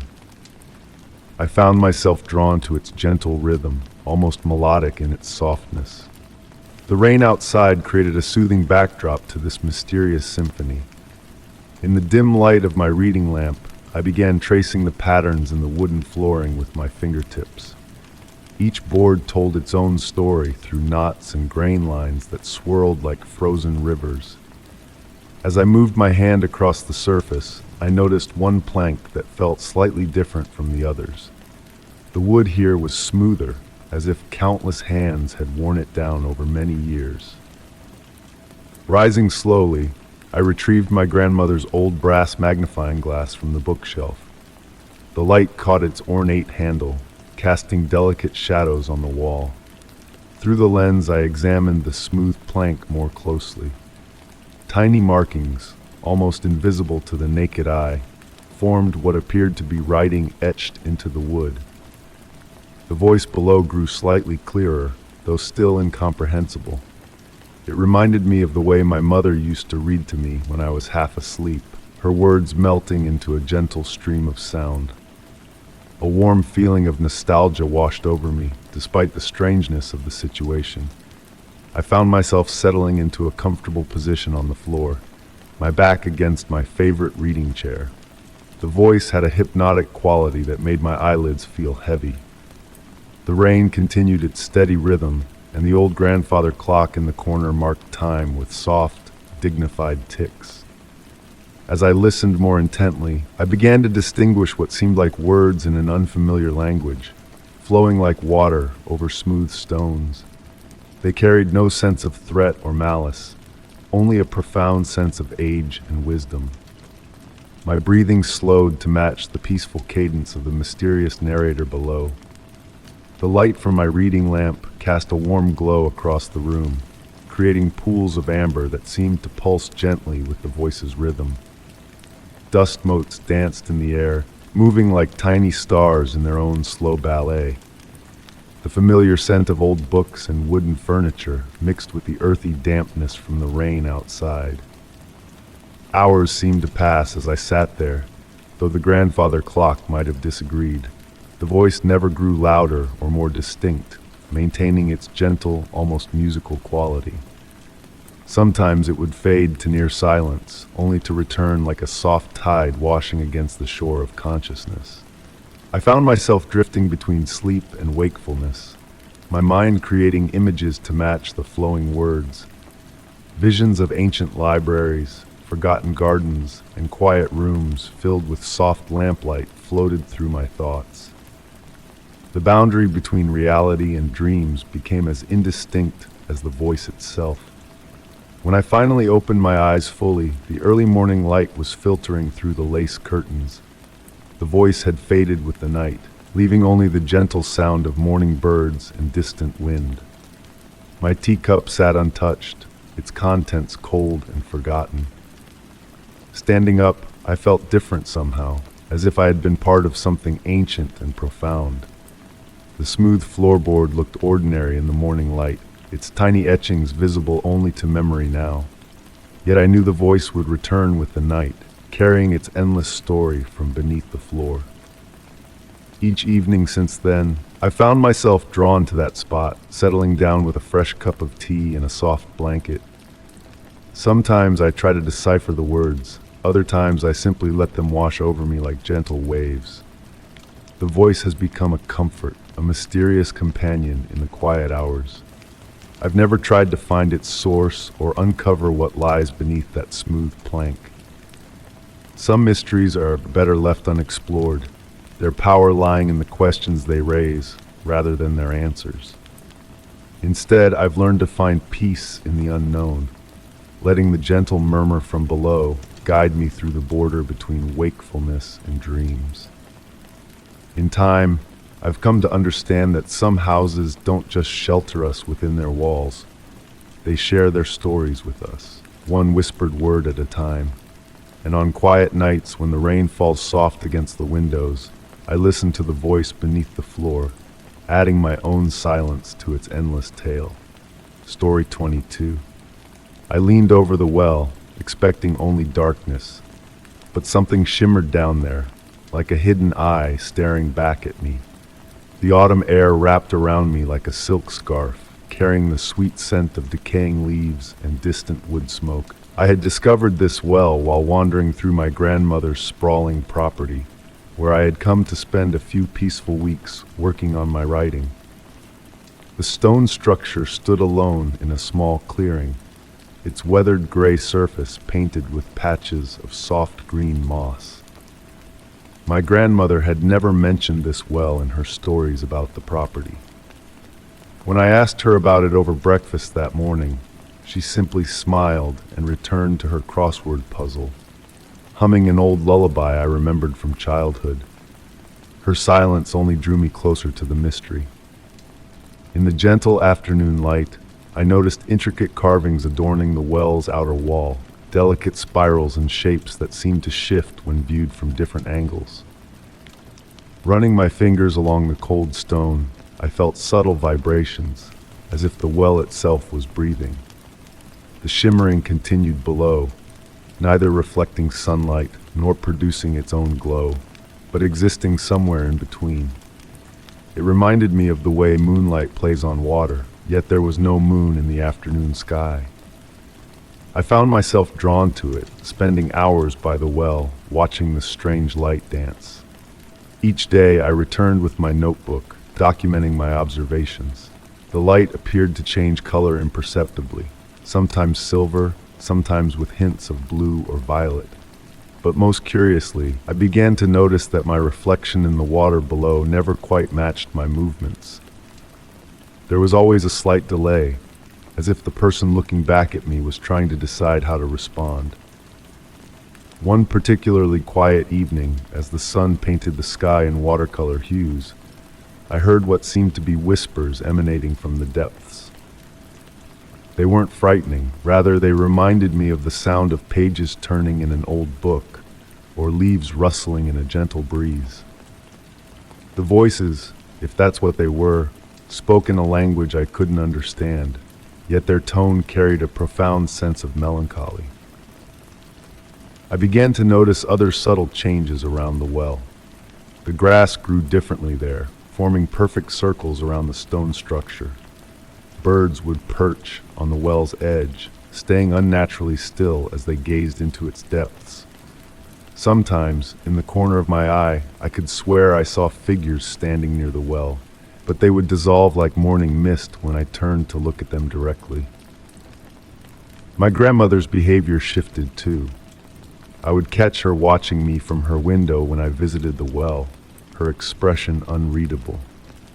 She left old books on my nightstand, stories about ancient wells, about places where the boundary between worlds grew thin, about people who had conversations with their reflections. One night, unable to sleep, I returned to the well under a star-filled sky. The air was perfectly still, and the shimmering below seemed brighter than ever. As I leaned over to look, I noticed something different about my reflection. The face looking back at me wore an expression of profound understanding, as if it knew secrets I had forgotten long ago. I reached out, letting my fingers break the water's surface. The liquid felt thick and warm, nothing like water should. My reflection reached up too, but its hand moved with purpose rather than mimicry. For a brief moment, our fingertips almost touched. In that instant, I understood something fundamental about the well, about the property, about my grandmother's knowing smiles. The well wasn't just a well. It was a gathering place for lost gazes, for all the looks that had ever been exchanged between people who could no longer reach each other. Every glance of longing, every unspoken goodbye, every silent understanding, they all found their way here, shimmering in the depths. I never told anyone what I discovered that night. But sometimes when I visit my grandmother, I catch her looking at old photographs with that same knowing smile. And in quiet moments, I return to the well, adding my own gazes to its collection, watching them shimmer and dance with all the others in that impossible depth. The well remains there still, gathering lost looks, holding them gently in its depths. And sometimes if you lean over just right, you might catch your reflection wearing an expression you've never seen in any mirror. The look of someone who has glimpsed the place where all unspoken moments go to rest. Story 23. The walls seemed alive, pulsating softly. Each step I took echoed with a sound that felt like it came from the depths of the house. I had noticed it first during the quiet hours of early morning, when the world outside was still wrapped in darkness. A gentle rhythm, almost imperceptible, like the rise and fall of a sleeping giant's chest. At first, I dismissed it as the settling of an old house, the natural creaks and groans of aged wood and weathered foundations. The sound of my footsteps across the wooden floorboards mixed with the gentle patter of rain against the windows. The air carried a peculiar scent, not unpleasant but unfamiliar. It reminded me of old books and dried flowers, with an undertone of something earthy and ancient. My fingers traced along the wallpaper as I walked, feeling its texture change subtly beneath my touch. In some places it felt warm, almost feverish, while in others it held a coolness that made my skin tingle. The patterns seemed to shift in the dim light, creating shapes that disappeared when I tried to focus on them. The house had always felt different at night, but tonight something had changed. The silence between the sounds held a weight I'd never noticed before. Even the darkness seemed thicker, more substantial, as if it had gained a density of its own. I made my way to my study, where my grandmother's old reading lamp cast a pool of amber light across the desk. The leather armchair creaked as I settled into it, its familiar embrace offering little comfort tonight. On the desk, my papers lay exactly as I had left them, yet something felt off. I couldn't shake the feeling that they had been disturbed, examined by unseen eyes. The breathing of the house grew more pronounced in the stillness. I could feel it now, a subtle vibration in the floorboards, a whisper in the walls. The lamp light flickered, creating dancing shadows that seemed to move independently of any source. In the corner of my eye, I caught glimpses of movement, but when I turned to look, There was only the gentle sway of curtains and a breeze I couldn't feel. My collection of antique books lined the shelves, their leather spines gleaming dully in the low light. One volume caught my attention, a thin, unmarked book I didn't remember acquiring. As I reached for it, the air grew heavy, thick with anticipation. The book felt warm in my hands, as if recently held by another reader. Its pages were blank, yet as I turned them, I felt stories pressing against my fingers. Each sheet seemed to hold invisible words, waiting to be revealed. The sensation reminded me of reading Braille, except these messages seemed to seep directly into my thoughts without passing through my fingertips. The rain intensified outside, its rhythm matching the pulse I felt through the walls. Water trickled down the windows in patterns that looked almost like writing, forming and reforming in an endless dance. I found myself swaying slightly, caught in the house's gentle rhythm. Time began to lose meaning. Minutes stretched and compressed like rubber bands. The boundaries between the house and myself grew increasingly blurred. I could feel every creak in the floorboards as if they were my own joints, every draft of air like breath in my lungs. The lamp's light gradually shifted from amber to a soft blue, though I hadn't touched the switch. Shadows deepened in the corners of the room, not menacing but watchful. They seemed to cradle secrets, holding them just beyond my reach. The air grew thick with whispers that felt more like memories than sounds. I discovered my hand had been writing without my conscious direction. The paper before me was covered in flowing script I didn't recognize, yet somehow understood. The words spoke of ancient things, of spaces between spaces, of rooms that breathed and walls that remembered. The house's pulse had become my own now. Each beat sent ripples through my awareness, expanding my senses beyond their normal boundaries. I could feel the age in the wooden beams above, taste the stories held in layers of paint, hear the echoes of footsteps from years past. When I finally rose from the chair, my movements felt synchronized with the house's rhythm. The floor rose slightly to meet each step, supporting and guiding me through the darkness. The wallpaper warmed beneath my touch, almost like skin responding to contact. I made my way to my bedroom, though the journey felt both longer and shorter than it should have. The house guided me, its breathing steady and reassuring. As I lay in bed, the ceiling above seemed to expand and contract with infinite gentleness. Sleep came easily that night, deeper than any I'd known before. My dreams merged with the house's memories, showing me glimpses of other nights, other occupants, other breaths. I understood then that I wasn't just living in the house. I had become part of its story, another layer in its endless breathing. When morning came, the pulsing had faded to a barely perceptible whisper. The walls stood solid and still in the daylight, offering no explanation for the night's experiences. But sometimes, in the quiet moments between thoughts, I can still feel it. The gentle rise and fall of the house's breath, reminding me that some spaces are more alive than we imagine, and some nights hold mysteries that defy the light of day. The only evidence remaining was the book on my desk, still blank, still warm to the touch, waiting for another night when the walls would breathe and the darkness would hold meaning once again. Story 24. The wind rustled through the leaves, blending with an ethereal song. I couldn't tell where it came from, but it was impossible to ignore. As I walked along the misty trail that evening, the melody seemed to dance between the ancient trees, carrying notes that felt both familiar and otherworldly. The forest had always been my sanctuary, a place where I could escape the noise of daily life, but tonight was different. The usual sounds, crickets chirping, branches creaking, leaves whispering, seemed to fade into the background, overwhelmed by this mysterious tune that filled the cooling air. I pulled my wool sweater closer, feeling the soft fabric against my skin as the temperature dropped. The mist had grown thicker, wrapping around the tree trunks like ghostly fingers.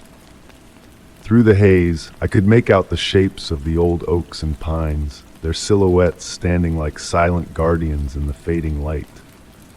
The song grew stronger as I ventured deeper into the woods. It wasn't quite human, too pure, too perfect in its pitch. Yet it wasn't like any bird or animal I'd ever heard either. The notes seemed to resonate with something deep within my chest, calling to a part of me I didn't know existed.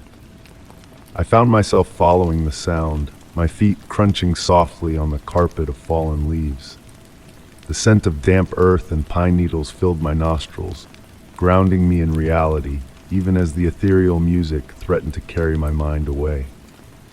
Overhead, the branches formed intricate patterns against the darkening sky, their leaves filtering what little remaining daylight there was into gentle, green-tinted shadows.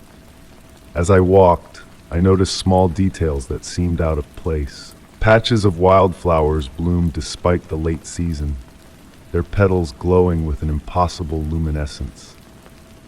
Dewdrops on spiderwebs sparkled like tiny stars, even though there was no light source to make them shine. The very air seemed to shimmer with an energy I could almost touch.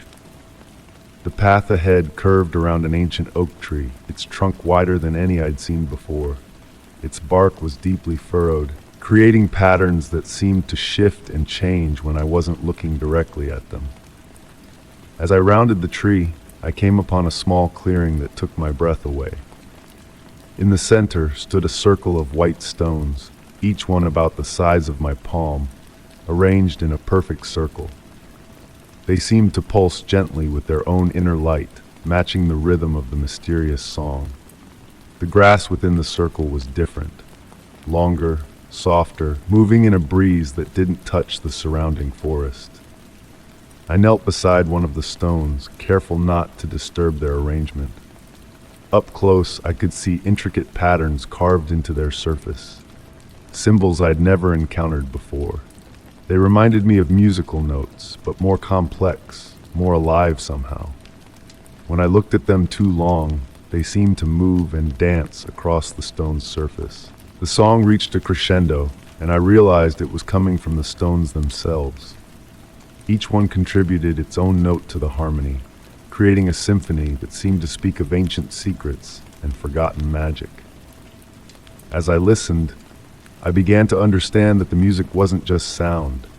It was a language, telling stories of the forest and its inhabitants across centuries.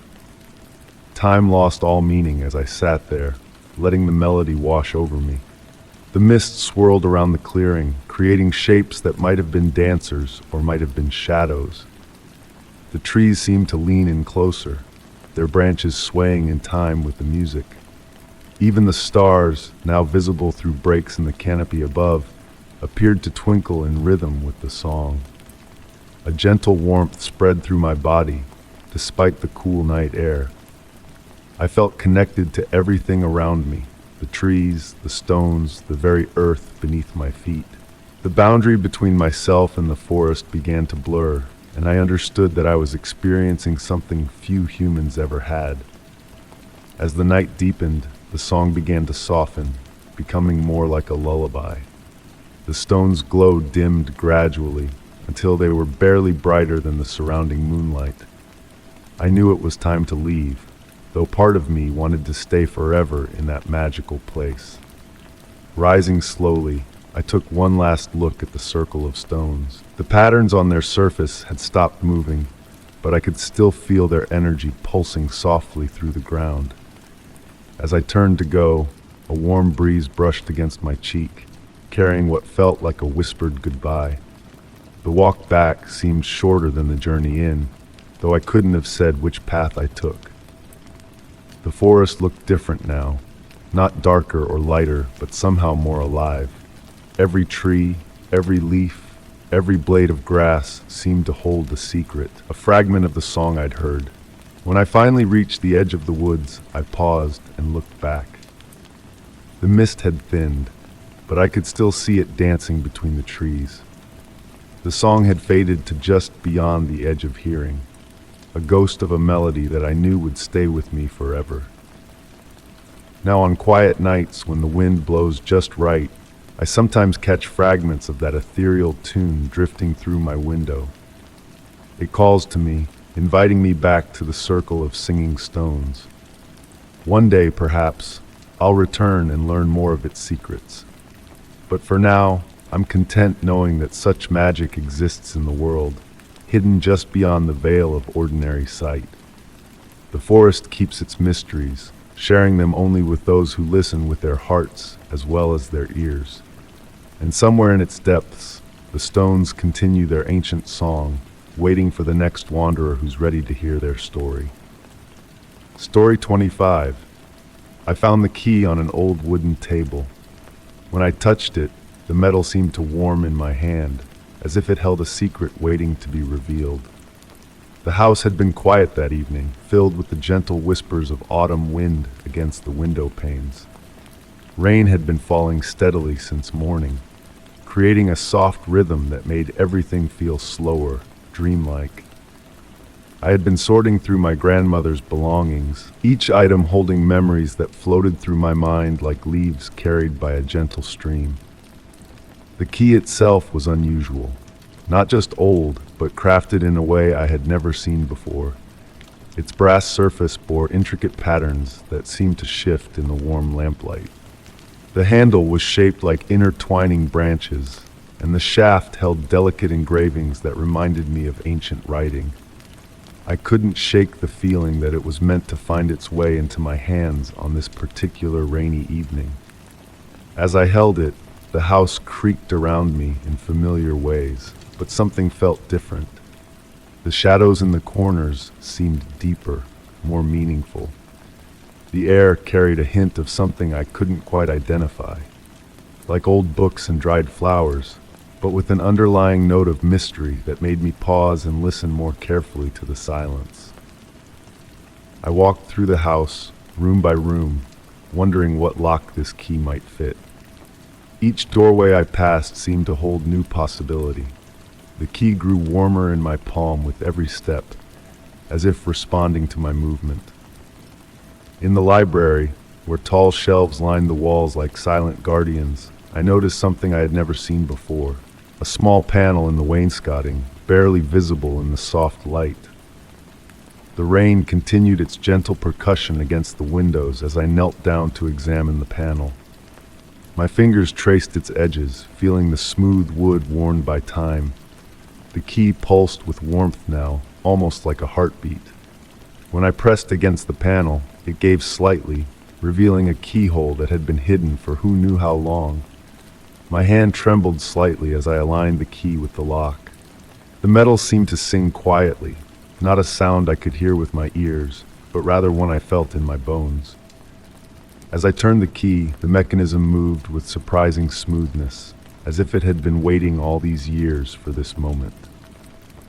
Behind the panel, I found a small space containing a single item, a leather-bound journal, its pages yellow with age.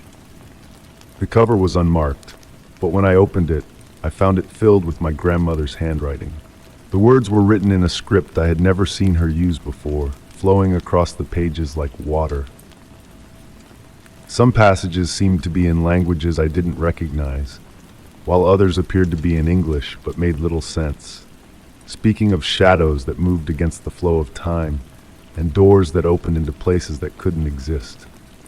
As I read, the lamp beside me flickered, though there was no breeze. The rain seemed to change its rhythm, becoming almost musical. I found myself reading about a key, this key, and its connection to something my grandmother called the spaces between moments. She wrote about how certain objects could hold memories, not just of the past, but of things that never quite happened, or perhaps hadn't happened yet. The more I read, the more I notice small changes in the room around me. The shadows cast by the bookshelves seemed to move independently of the light source. The reflection in the window wasn't quite aligned with my movements. When I looked up from the journal, I could have sworn I saw the impression of someone sitting in the old armchair across the room, just for a moment, just from the corner of my eye. I continued reading, my grandmother's words weaving a story about her own discoveries, about the way reality could bend like paper if you knew where to fold it. She wrote about spending years searching for this key, only to realize it would find its way to the right person at the right time. The last entry was dated just days before she passed away, and it was addressed to whoever would find the key. If you're reading this, she wrote, then you've already begun to notice the things that others miss. The key chose you because you're ready to see the world as it truly is. Not just one world, but many, layered like pages in a book. Don't be afraid of what you'll discover. The shadows are old friends, and the spaces between moments are where the most beautiful mysteries live. As I closed the journal, I noticed the rain had stopped, though I couldn't remember when. The house settled around me with new meaning, every creak and whisper suddenly part of a larger conversation. The key had cooled in my pocket, but I could still feel its presence, like a gentle reminder that reality was broader and stranger than I had imagined. I never did find another lock that the key would fit. Sometimes I wonder if that hidden panel was the only one, or if there are others waiting to be discovered. But more often, I find myself noticing small things, the way shadows sometimes linger after their objects have moved, how certain rooms feel larger when you're not looking directly at them, the sound of footsteps that match your own just a half second too late. The key sits on my desk now, catching the light in ways that shouldn't be possible. Some evenings, when the rain returns and the world grows quiet, I hold it and wonder about all the doors that might exist, if only we knew where to look for them. And sometimes, just sometimes, I think I see my grandmother's reflection in the window, smiling as she watches me unlock the mysteries she left behind. Story 26. The scent of fresh rain hung in the air. Suddenly I heard footsteps behind me. I turned, but no one was there. The street lamps cast a soft amber glow through the misty evening, their light reflecting off the wet pavement in gentle ripples. I stood still, listening to the quiet patter of raindrops on my umbrella, trying to convince myself that my mind was playing tricks on me. The walk home had always been peaceful, especially on rainy nights like this. The dampness seemed to absorb all the harsh sounds of the world, leaving behind only the gentle whispers of nature. Tonight felt different, though. The familiar path seemed to hold secrets in its shadows, and the rain-soaked trees swayed ever so slightly in a breeze I couldn't feel. I continued walking, my footsteps creating soft splashing sounds against the wet ground. The sound echoed off the old buildings that lined the street, their weathered facades watching over me like silent guardians. The rhythmic tap of my shoes was oddly comforting until I noticed something peculiar. The echo didn't quite match my pace. My house was just ahead, its warm lights beckoning through the windows. As I approached, I noticed something unusual about my front porch. The old wooden rocking chair was moving slightly, as if someone had just risen from it. Water droplets fell from its arms in a steady rhythm, despite the fact that the porch roof should have kept it dry. Inside, I found my home exactly as I'd left it, yet something felt subtly different. The air held an unfamiliar scent, like old books and dried flowers. My cat, usually quick to greet me at the door, was nowhere to be seen. Instead, I heard the soft creak of floorboards upstairs, as if someone was walking with deliberately gentle steps. I moved through the house, turning on lights as I went. Each room appeared untouched, yet I couldn't shake the feeling that everything had been examined and carefully replaced. The photographs on my walls seemed to have shifted slightly, their frames tilted at angles I didn't remember. In one particular photo, an old family portrait, I noticed a detail I'd never seen before, a shadowy figure standing in the background, just barely visible through the window behind us. The temperature dropped as I climbed the stairs, each step releasing a soft groan from the old wood. The sound of movement continued above, now accompanied by what seemed like humming. A melody so faint, I couldn't be sure if I was really hearing it or just imagining it. It reminded me of a lullaby my grandmother used to sing, but slightly different, as if played in reverse. When I reached the second floor, my cat emerged from my bedroom, walking slowly and staring intently at something behind me. Her behavior was strange. She seemed curious rather than frightened, her tail held high in greeting. I turned to look, but the hallway was empty. Yet in the mirror at the end of the corridor, I caught a glimpse of movement, like a shadow passing just out of frame. In my bedroom, the window was closed, but the curtains swayed gently. My bed was made, though I distinctly remembered leaving it unmade that morning. On the pillow lay a single dried rose petal, its deep red color standing out against the white pillowcase. I picked it up, and it crumbled to dust between my fingers. The strange events of the evening had left me with an overwhelming sense of calm rather than fear. It was as if I had stepped into a world where the lines between reality and dreams had softly blurred. The rain continued its gentle symphony outside, and somewhere in the distance, church bells began to toll, their sound muffled by the mist. As I prepared for bed that night, I noticed wet footprints on my bathroom floor. Small, delicate prints that disappeared halfway across the tile. They weren't mine, yet their presence didn't disturb me as it should have. Instead, they felt like a message, a gentle reminder that some mysteries aren't meant to be solved. That night, as I drifted off to sleep, I heard those footsteps again. They moved through my house with purpose, up and down the stairs, through the hallways, pausing occasionally as if checking on things. The sound should have kept me awake, should have filled me with dread, but instead, it was oddly comforting, like a guardian making their rounds, ensuring all was well. In the morning, everything was exactly as it should be. The footprints had vanished from the bathroom floor, the rocking chair was still, and my cat lay curled up in her usual spot by the window. Only the lingering scent of old books and dried flowers remained, growing fainter with each passing hour. Sometimes now, on rainy nights, I hear those footsteps on my walk home. I no longer turn to look. Some companions, I've learned, prefer to remain unseen, walking beside us in the space between what we know and what we choose to believe. Story 27.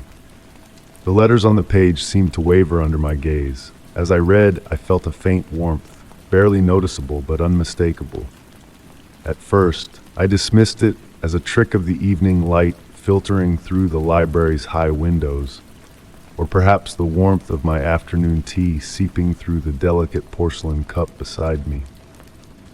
I had discovered the leather-bound volume earlier that day, nestled between dusty tomes on a forgotten shelf in the antiquarian bookshop where I worked. The spine bore no title, only intricate patterns that seemed to shift when viewed from different angles. The pages were thick, cream-colored, with a texture that reminded me of velvet beneath my fingertips. The text within was written in an elegant hand, each character perfectly formed as if printed rather than written. But there was something peculiar about the way the ink caught the light, a subtle iridescence that made the words appear to float just above the surface of the page. As night approached and the shop grew quieter, I found myself unable to put the book down. The story it told was simple enough, a traveler's account of distant lands and curious encounters. Yet with each page I turned, the warmth grew more pronounced. My fingers tingled where they touched the paper, and I could have sworn I caught the faint scent of smoke, though no fire burned nearby. The words themselves began to affect me in strange ways. When I read about vast deserts, my throat grew inexplicably dry. Descriptions of snow-capped mountains sent a subtle chill down my spine. A passage about morning dew left my fingers feeling damp, though the pages remained pristinely dry. I noticed that if I traced the letters with my fingertip, they seemed to pulse with a gentle heat, like embers hiding beneath ash. The sensation was oddly soothing, almost hypnotic. Time seemed to slow and stretch around me as I read, the rest of the world fading to a soft blur at the edges of my awareness. Other peculiarities revealed themselves gradually. Certain words appeared to glow faintly in my peripheral vision, though they looked normal enough when viewed directly. When I whispered the text aloud, the words felt heavy on my tongue, carrying a weight that ordinary language lacked. They left behind a taste like honey and wood smoke. The book's narrative began to wind its way through increasingly strange territories.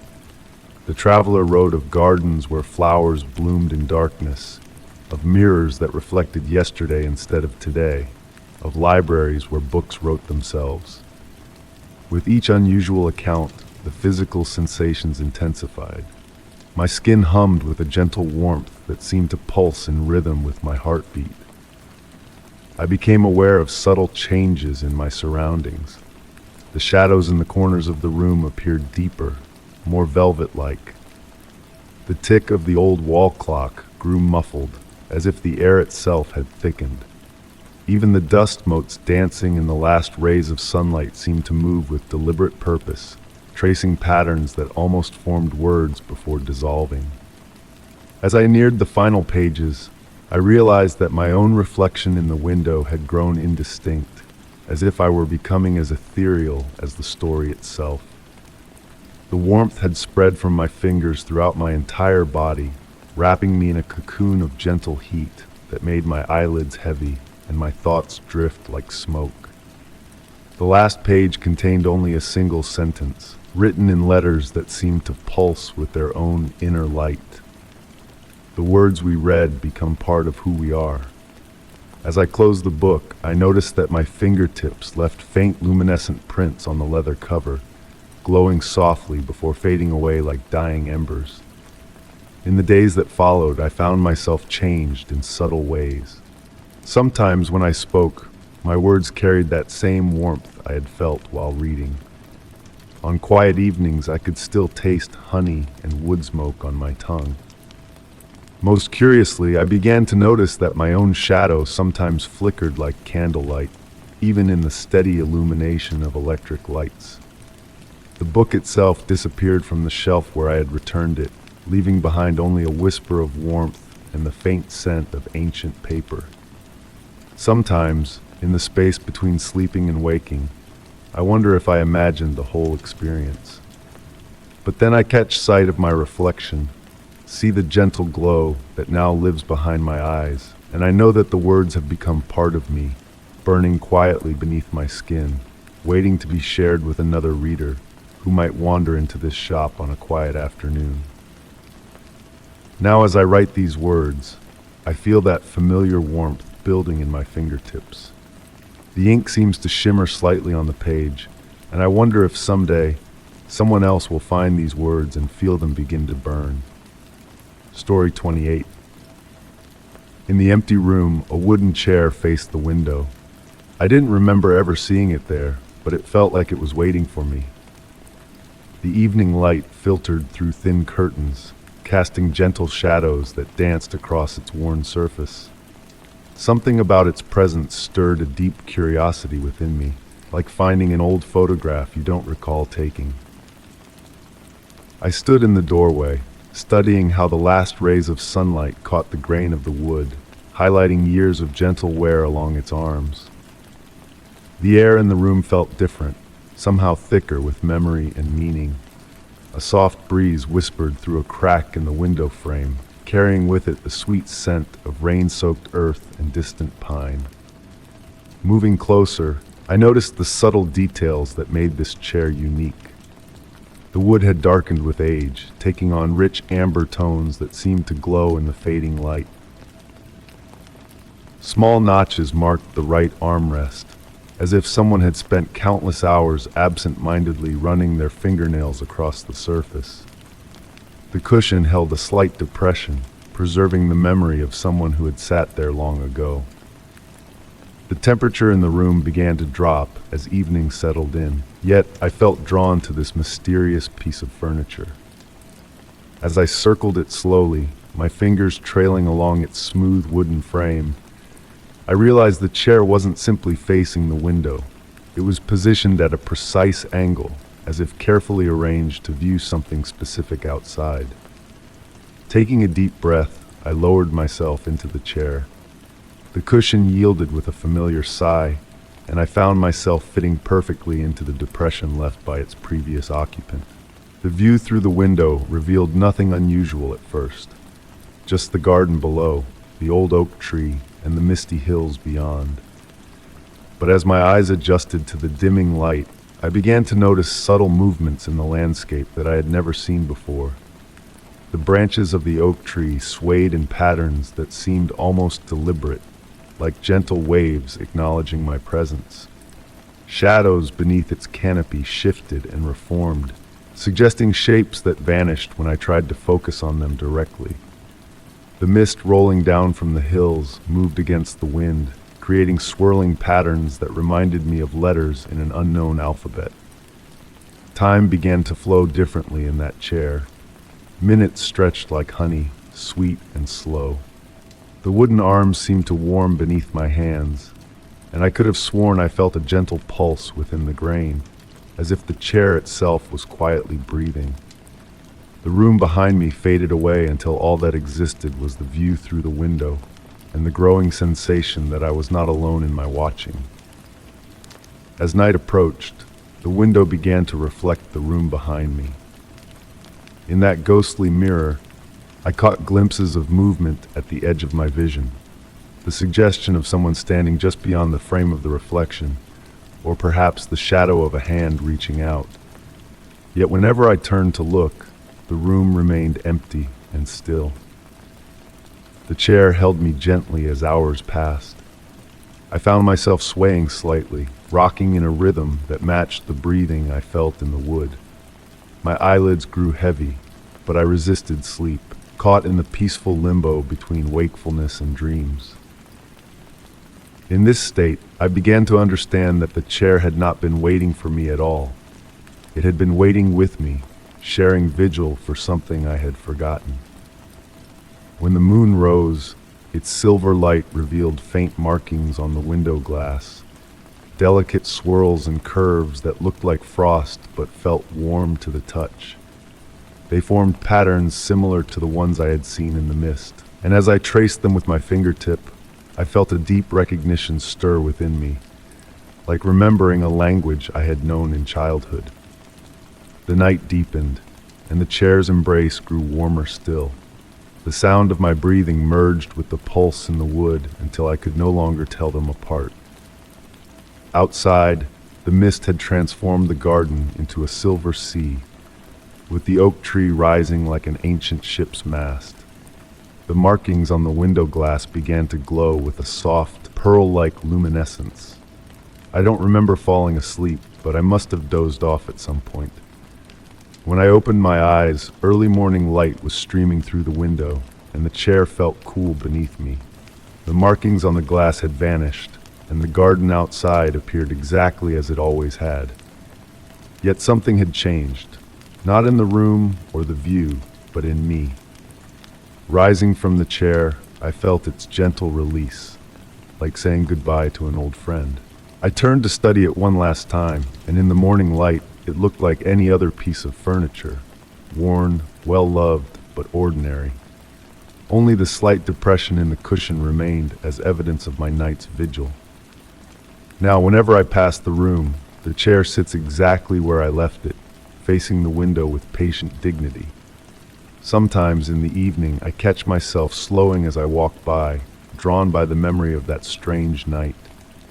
And sometimes, just sometimes, I think I see new markings beginning to form on the window glass, waiting for someone to read their story.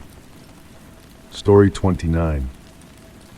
The mist clung to the air, thick and heavy, as a faint glow pierced through the distance. It called to me, though I couldn't explain why.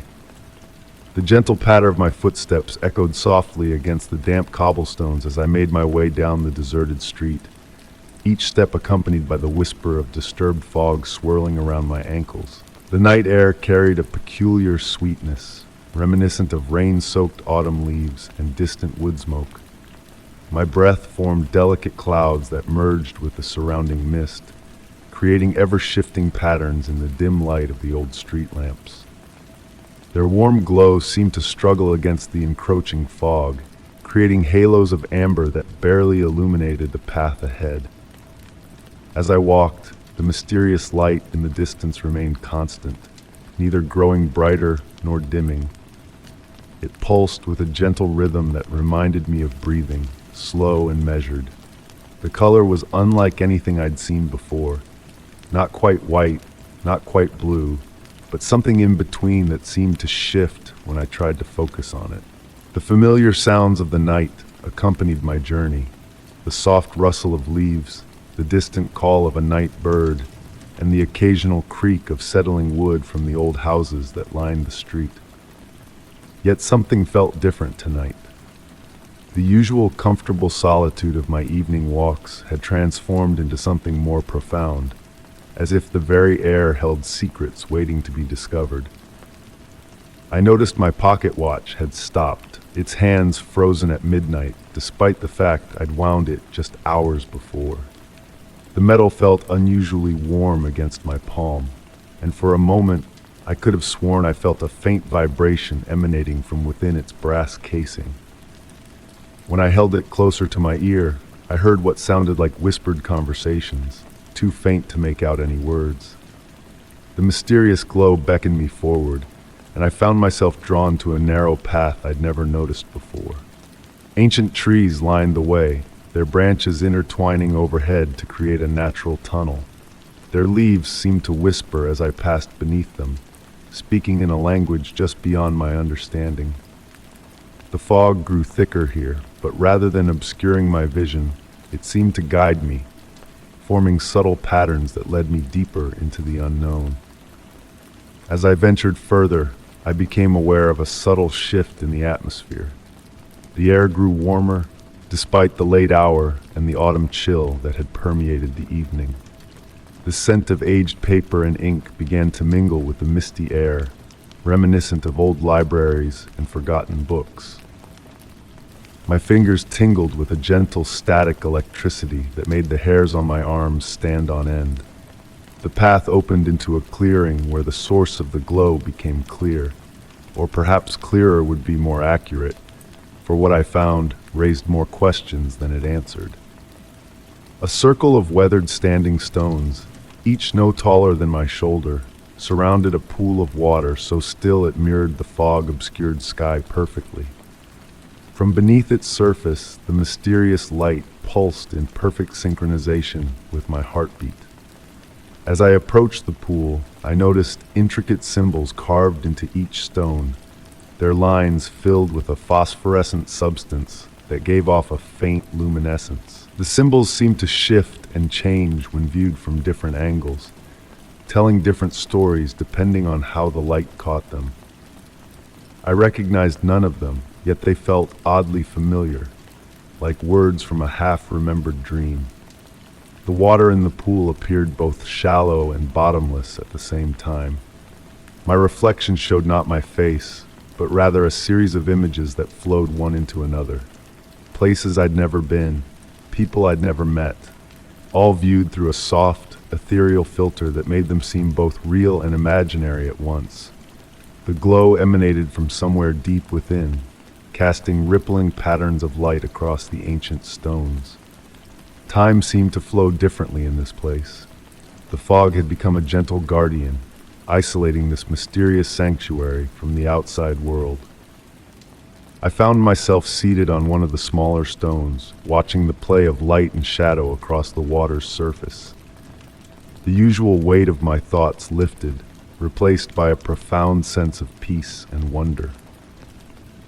I'm not sure how long I remained there, lost in contemplation of the mysterious pool and its ever-changing display. When I finally stood to leave, I noticed my pocket watch had started ticking again, though it now moved with a slightly different rhythm, as if keeping time with something other than seconds. As I made my way back through the misty streets, the experience felt both vivid and dreamlike. The fog gradually thinned, and the familiar sounds of early morning began to emerge. Yet something had changed. Not in the world around me, perhaps, but in the way I perceived it. The ordinary had become extraordinary, filled with possibilities I had never before considered. To this day, I've never found that path again, though I often walk the same streets in the foggy evenings. Sometimes, when the mist is particularly thick and the night is quiet, I catch a glimpse of that familiar glow in the distance. And while I haven't returned to the pool of light, I carry with me the profound sense that there are spaces between the everyday world, peaceful sanctuaries where mystery and wonder still dwell, waiting patiently to be discovered by those who are willing to follow an unexplained light into the fog. The pocket watch still keeps its unusual time, marking the moments with a rhythm slightly out of sync with the rest of the world. And sometimes in the quiet hours before dawn, I hold it to my ear and listen to the whispered conversations that drift up from its depths, reminding me that some mysteries are meant not to be solved, but simply experienced. Story 30. The wooden table stood silent, yet I swore I could hear a faint murmur, like voices caught within the grain, struggling to be heard. I had always been drawn to antique furniture, but this particular piece called to me in a way I couldn't explain. The rich mahogany surface gleamed softly in the amber light of my reading lamp, its patina speaking of countless meals shared, letters written, and secrets kept over generations. My fingers traced the intricate carvings along its edge, delicate spirals and leaves that seemed to shift and flow beneath my touch. The rain outside provided a gentle backdrop, its steady rhythm against the windows creating a cocoon of peaceful solitude around me.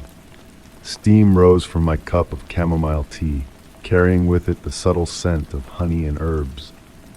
As I sat there in my favorite chair, I noticed something peculiar about the table's surface. In certain angles of light, I could make out what appeared to be words etched into the wood, but they would vanish when I tried to focus on them directly. That first night, I dismissed it as a trick of the light, perhaps combined with my tendency to find patterns where none existed. But as days passed, I began to notice other strange occurrences. Books I left on the table would be slightly shifted by morning, though I lived alone. The surface would be warm to the touch in specific spots, even during the coldest nights when I had the heating turned low. One particularly quiet evening, as I sat working on my journal, I felt a subtle vibration beneath my pen. It was so faint that at first I thought it might be my own pulse through my fingertips. But then I noticed my tea rippling in its cup, tiny concentric circles spreading outward like whispered words made visible. I placed my palm flat against the wood, and the sensation reminded me of purring cat, gentle, rhythmic, almost alive. In the soft glow of candlelight, I began spending more time with the table, listening. The wood seemed to respond to my presence, its whispers growing clearer with each passing night. They weren't frightening or disturbing. Rather, they felt like gentle conversations just below the threshold of understanding, like overhearing a familiar lullaby sung in a language you don't quite know. I started leaving my journal open on the table before going to bed. In the morning, I would find the pages filled with a curious warmth, as if they had absorbed stories during the night. Sometimes I would wake to find my pen had rolled to a different position, pointing to specific grains in the wood like a compass seeking truth. The table became my constant companion, a keeper of my thoughts and dreams. On nights when sleep eluded me, I would sit beside it, letting my fingers drift across its surface while the wind whispered through the trees outside. The boundary between the table's murmurs and my own thoughts began to blur, creating a meditative space where time seemed to flow differently. During a full moon, I discovered something remarkable. As moonlight filtered through my windows, casting silver paths across the room, I noticed that the table's surface appeared to ripple like still water touched by rain. The carvings along its edges seemed to dance, telling stories in shadows and light. That night, I fell asleep in my chair beside it, and my dreams were filled with glimpses of the past. Gentle scenes of families gathering, lovers sharing secrets, children growing up, all witnessed by this silent guardian of memories. I never tried to solve the mystery of the table, never attempted to decode its whispers or understand the source of its warmth. Some mysteries, I learned, are meant to be experienced rather than explained. The table taught me to appreciate the beauty of questions left unanswered, of magic that exists in the spaces between certainty and doubt. Now, as I write these words upon its surface, I feel the familiar gentle vibration beneath my hands. The rain continues its soft percussion against the windows, and the table's whispers blend with the evening's quiet symphony.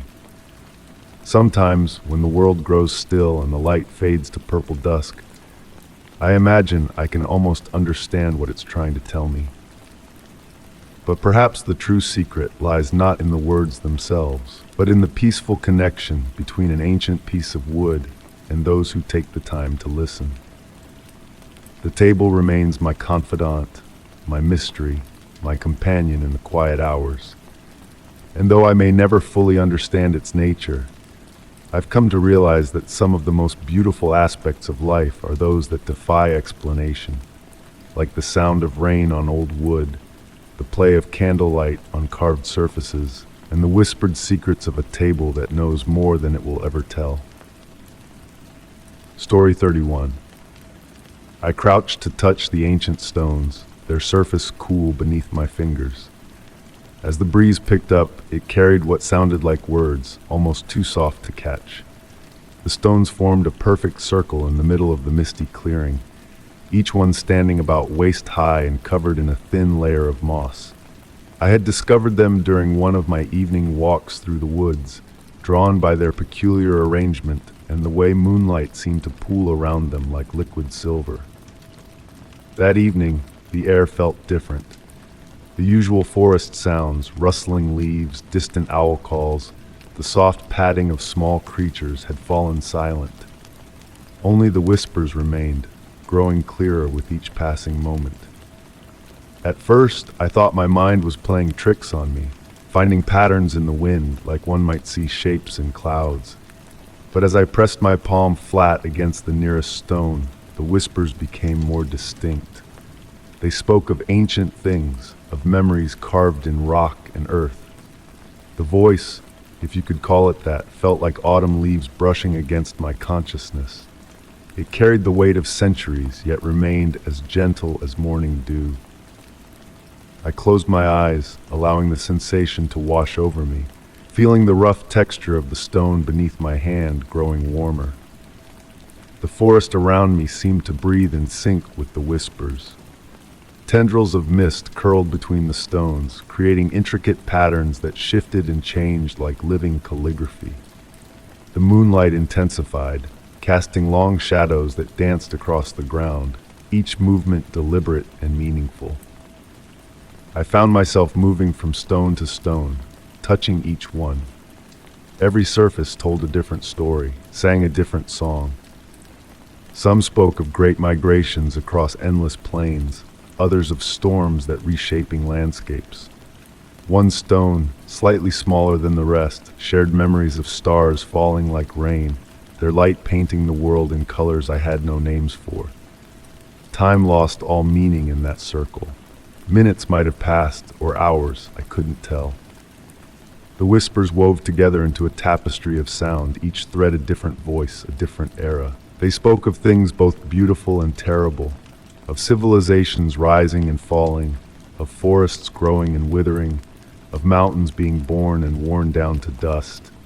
My fingers traced patterns in the moss, following invisible lines that seemed to pulse with their own inner light.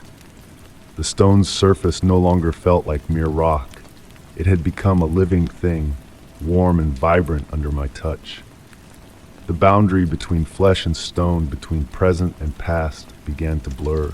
A particularly strong gust of wind swept through the clearing, carrying with it the scent of rain and earth. The whispers grew more urgent, more insistent. They seemed to be trying to tell me something specific, something important. I leaned closer, straining to understand. The words danced just beyond comprehension, like a half-remembered dream. The moss beneath my fingers began to glow with a soft blue-green light. It spread outward in ripples, traveling from stone to stone until the entire circle was illuminated. The light pulsed in rhythm with the whispers, creating a symphony of sight and sound that made my heart ache with its beauty. I noticed my own shadow had become sharper, more defined, despite the diffuse nature of the light. It stretched behind me, reaching toward the center of the circle. As I watched, it seemed to take on a life of its own, moving slightly out of sync with my movements. I felt no fear, only a deep sense of wonder and recognition. The whispers suddenly converged into a single voice, clear as crystal. It spoke of guardians and gateways, of duties passed down through millennia. I understood then that I hadn't found this place by accident. The stones had called to me, had been calling to me for longer than I knew. As dawn approached, the light began to fade, and the whispers grew softer. The stones cooled under my touch, returning to their seemingly dormant state.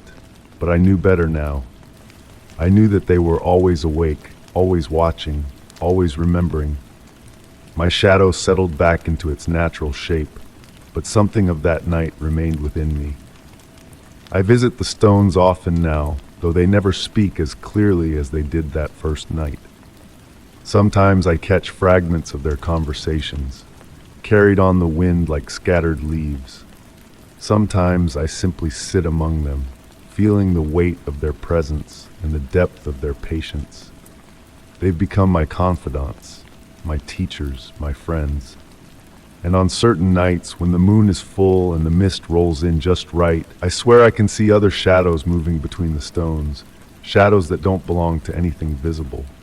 They dance and weave through the moonlight, and if I listen carefully enough, I can hear them whisper my name. Story 32. The trees loomed tall, their branches entwined like fingers locking me in. Each step forward seemed to erase the path behind me.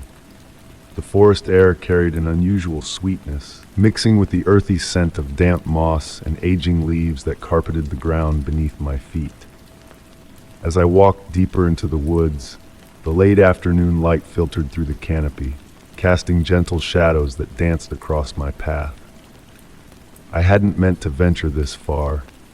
My morning walk had started like any other, following the familiar trail I'd taken countless times before. But something felt different today. The bird songs that usually filled the air had grown distant and unfamiliar, replaced by a soft whisper that seemed to emanate from the very bark of the trees. The moisture in the air clung to my skin, and I could taste the approaching evening on my tongue. A mixture of pine and something older, something that reminded me of forgotten memories and half-remembered dreams. My footsteps made no sound against the forest floor, as if the moss itself was absorbing every trace of my presence. As the light continued to fade, I noticed something peculiar about the trees. Their bark seemed to shift and change when viewed from different angles, revealing patterns that looked almost like ancient writing. I ran my fingers across the surface of one particularly massive trunk, feeling the texture change beneath my touch. Smooth where it should have been rough, warm where it should have been cool. Time began to lose meaning as I wandered deeper. The forest seemed to breathe around me, its rhythm synchronizing with my own heartbeat. Occasionally, I would catch glimpses of movement in my peripheral vision, but whenever I turned to look, I found only swaying branches and shifting shadows. The deeper I ventured, the more I noticed small oddities that seemed to defy explanation. Flowers that changed color as I passed them, from deep purple to pale silver. Patches of grass that grew in perfect geometric patterns. Stones that seemed to hum with a barely audible frequency when I came near them. I should have felt afraid, lost in this strange place where nothing quite followed the rules I'd known all my life. Instead, I felt an inexplicable sense of peace washing over me. as if the forest itself was welcoming me into its mysteries. As twilight approached, the air began to fill with tiny points of light, too steady to be fireflies and too warm to be stars. They drifted around me like lazy snowflakes, each one carrying its own soft glow. When they touched my skin, they left behind a gentle warmth that spread through my entire body. I found myself in a clearing I couldn't have sworn existed moments before.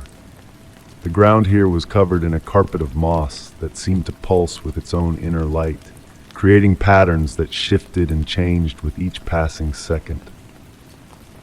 In the center stood a circle of white stones, each one perfectly smooth and roughly the size of my palm. The whispers I'd been hearing all day grew stronger here, though they remained just below the threshold of comprehension. They reminded me of conversations heard through walls or songs played too quietly to make out the words. Yet somehow, I understood they were trying to tell me something important. I knelt down to examine one of the stones, and as my fingers brushed its surface, images began flowing through my mind. I saw the forest as it had been centuries ago, watched as generations of trees grew and fell, witnessed the passage of countless others who had found themselves drawn to this place, just as I had been. The stone showed me that this forest existed in a space between spaces, a place where time flowed differently, and the boundaries between what was possible and impossible became fluid. Some of those who entered found what they were looking for and left changed. Others chose to stay, becoming part of the forest's eternal cycle. As night fully descended, the clearing filled with a soft silvery light that seemed to come from everywhere and nowhere at once. The whispers had grown clearer now, though still not quite words. They spoke of choices and changes, of paths taken and paths left unexplored. I remained in that clearing for what felt like hours, though it could have been minutes or days. The forest had its own sense of time, one that paid no attention to the movement of the sun or the turning of the earth. Here, moments stretched like honey and hours flowed like water. When I finally stood, I noticed something had changed. The path that had led me here was gone, replaced by dozens of new trails leading off in all directions. Each one seemed to shimmer with its own unique light, beckoning me forward with promises of different destinies. I understood then what the forest had been trying to tell me all along. This place wasn't just a collection of trees and stones. It was a crossroads of possibilities, a place where choices made rippled out into the fabric of reality itself. Standing there, surrounded by the gentle glow of the clearing and the soft whispers of ancient wisdom, I faced a decision. I could try to find my way back to the world I knew, or I could choose one of these new paths, each leading to a different version of what could be. The forest waited patiently for my choice, its ancient presence neither encouraging nor discouraging any particular path. In this moment of decision, I felt more awake and more at peace than I had ever been, even as sleep seemed to hover at the edges of my consciousness. As I contemplated my next step, the whispers continued their gentle song, reminding me that sometimes the greatest mysteries aren't meant to be solved, but simply experienced. Whatever choice I made, I knew the forest would remain here, offering its quiet wisdom to those who found their way to its eternal paths. The light continued to pulse softly around me, and the warmth of the stones seemed to reach out with invisible tendrils, connecting me to this place in ways I couldn't fully understand. In this moment of perfect stillness, I realized that perhaps the true magic of the forest wasn't in its mystery, but in the way it made every possibility feel equally real and equally right. Story 33. The ocean churned under a gray sky, its waves crashing violently. But beneath the roar, I could hear a faint cry, as though the water carried voices. I had always been drawn to the sea, even as a child. There was something about its endless expanse that called to me, like a whisper in my dreams. That evening, as I walked along the shore collecting shells and sea glass, the air felt different, heavier, more saturated with meaning. The beach stretched empty in both directions, painted in muted tones of gray and blue. Foam-tipped waves rolled in endlessly, their rhythm hypnotic and soothing. The soft sand shifted beneath my feet with each step, leaving temporary impressions that the tide would soon erase. As darkness began to settle, I noticed something peculiar about the waves. Their pattern seemed to change, becoming more deliberate, almost musical. The water pulled back further with each retreat, revealing strange markings in the wet sand, curves and swirls that couldn't have been made by natural wave action. I knelt to examine one of the patterns more closely. The design reminded me of ancient writing, but it would vanish beneath the next wave before I could make sense of it. The salt spray kissed my face as I leaned closer, and I caught the scent of something unfamiliar mixed with the usual ocean air, something sweet and mysterious, like night-blooming flowers. The temperature dropped steadily as evening deepened into night. Most people would have headed home by now, but I felt compelled to stay, watching the waves draw their mysterious messages in the sand. Each pattern seemed more intricate than the last, and I began to notice a regularity to them, like verses in a poem or measures in a song. A soft green light began to pulse beneath the surface of the water, keeping time with the waves. It reminded me of bioluminescent plankton, but something about it felt more intentional, more aware. The light would brighten as each wave reached its peak, then fade as it crashed upon the shore. My grandmother used to tell stories about the ocean's secrets, tales of ancient beings who lived in the deep, who would sometimes reach out to those walking alone on the shore. As children, we had dismissed these as merely stories meant to keep us from wandering too close to the water at night. Now, watching the rhythmic dance of light and shadow, I wondered if there had been more truth to them than I had realized. The voices I had heard earlier grew clearer, though still impossibly distant. They wove through the sound of the waves like threads of silver through dark fabric. I couldn't make out words, but the tone was beckoning, almost familiar, as though they were calling to something deep within my memories. I found myself walking closer to the water's edge, my feet moving of their own accord. The wet sand felt firmer here, more welcoming. Each wave that rolled in seemed to pause slightly longer before retreating, as though the ocean itself was holding its breath. The green light pulsed stronger now, casting ghostly shadows that danced across the surface of the water. My watch had stopped at some point, and I had lost all sense of how long I had been standing there. The moon hung low and full over the water, its light creating a silver path across the waves. The path seemed to lead somewhere specific, though I couldn't quite make out what lay at its end. A particularly large wave rolled in, and as it retreated, I saw something half buried in the sand, a shell unlike any I had ever encountered. It was iridescent, shifting colors in the moonlight, and covered in markings similar to those the waves had been drawing. When I picked it up, it was warm to the touch and seemed to vibrate slightly, as though responding to my presence. The voices grew stronger then, and for the first time, I could almost understand them. They spoke of ancient things, of depths unexplored and mysteries unsolved. They spoke of loneliness and longing, of connections lost and found again. Most of all, they spoke of belonging, of finding one's true place in the vast tapestry of existence. I stood there holding the shell, feeling its gentle warmth pulse in rhythm with the waves and the mysterious green light. The voices continued their ethereal song, neither threatening nor completely benign, but rather existing in that liminal space between known and unknown.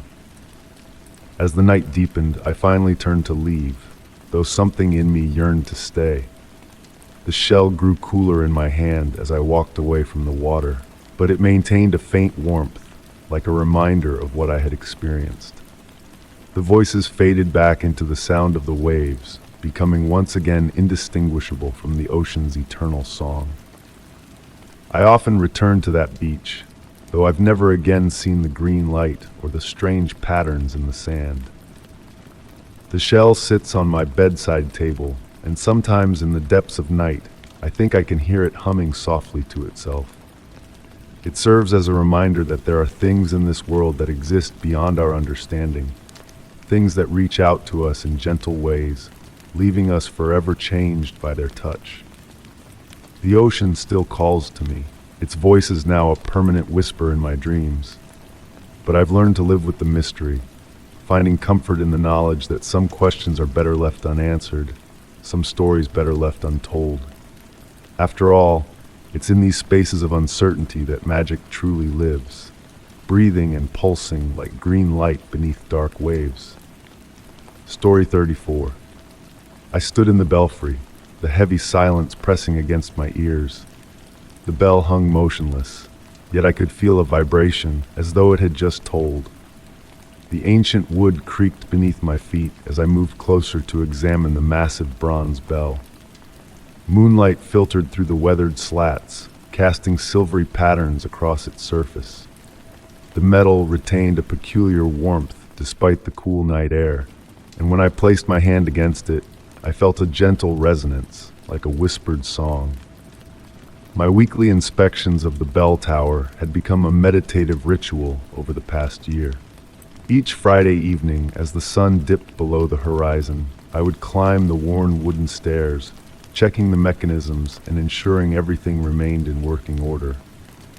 The quiet solitude had always brought me peace, but tonight felt different. The usual dust motes that danced in the moonbeams seemed to move with purpose, swirling in impossible patterns. The familiar scents of aged wood and oxidized metal were joined by something else, a subtle fragrance like morning dew on spring flowers. It made no sense here, among the timber and brass. As I conducted my inspection, I noticed small details that seemed out of place. The rope that hung from the bell's wheel was perfectly coiled on the floor, though I distinctly remembered leaving it with a slight twist the week before. The wooden beams appeared to have been recently swept clean of dust, yet I was the only one with access to the tower. A soft wind whispered through the belfry, carrying with it the gentle rustling of leaves from the trees below. But there was something else in that whisper, a melody so faint I might have imagined it. It reminded me of the lullabies my grandmother used to hum, though I couldn't quite grasp the tune. I pulled out my logbook and noticed that the previous month's entries showed something peculiar. The bell's resonance measurements, which I recorded weekly, had been gradually increasing, though the bell hadn't been rung in over a decade. The numbers told a story of slowly building energy, like a breath being drawn deeper and deeper. The moonlight shifted, and I noticed a series of marks on the bell's surface that I'd never seen before. They looked like writing, but in no alphabet I recognized. The symbols seemed to flow like water, and when I tried to follow them with my eyes, they appeared to change and move. I reached for my camera to document the discovery, but in the time it took to retrieve it from my bag, the marks had faded to nearly invisible impressions in the metal. A sudden draft caused the flames in my lantern to dance, casting elongated shadows that stretched up the walls like reaching fingers. The temperature dropped slightly, and I pulled my jacket closer. The air felt thick with anticipation, like the moment before rain falls. In the corner of my eye, I caught a flicker of movement. When I turned, there was nothing there except the gentle sway of dust motes in the air. But the silence had changed. It felt alive somehow, as though the space itself was listening. The vibration in the bell grew stronger, though it remained perfectly still. I began my descent from the belfry, each step measured and quiet. The old stairs seemed different under my feet, as though they had shifted slightly, creating new patterns in their familiar arrangement. My hand on the railing felt the wood's grain moving beneath my fingers, though when I looked directly at it, everything appeared normal. That night, as I lay in bed, I could still feel the bell's resonance in my bones. When sleep finally came, my dreams were filled with the sound of phantom chimes and the sight of moonlit cymbals dancing across ancient metal. Even now, I'm not sure what changed in the belfry that night, but I know the bell speaks in its silence. Each week I return, drawn by the quiet song of its untold stories, watching as the dust motes dance their secret patterns in the dark. Sometimes, on particularly still nights, I swear I can hear a gentle humming coming from the tower, though the bell never moves. And in those moments, I wonder if it's not the bell that's silent, but rather we who have forgotten how to hear its endless song. Story 35. The clock tower's face was blank, its hands missing. Yet, the air pulsed with a steady rhythm, an invisible chime echoing through the empty streets. I noticed it first on my evening walk, that peculiar sensation of time being marked without a source.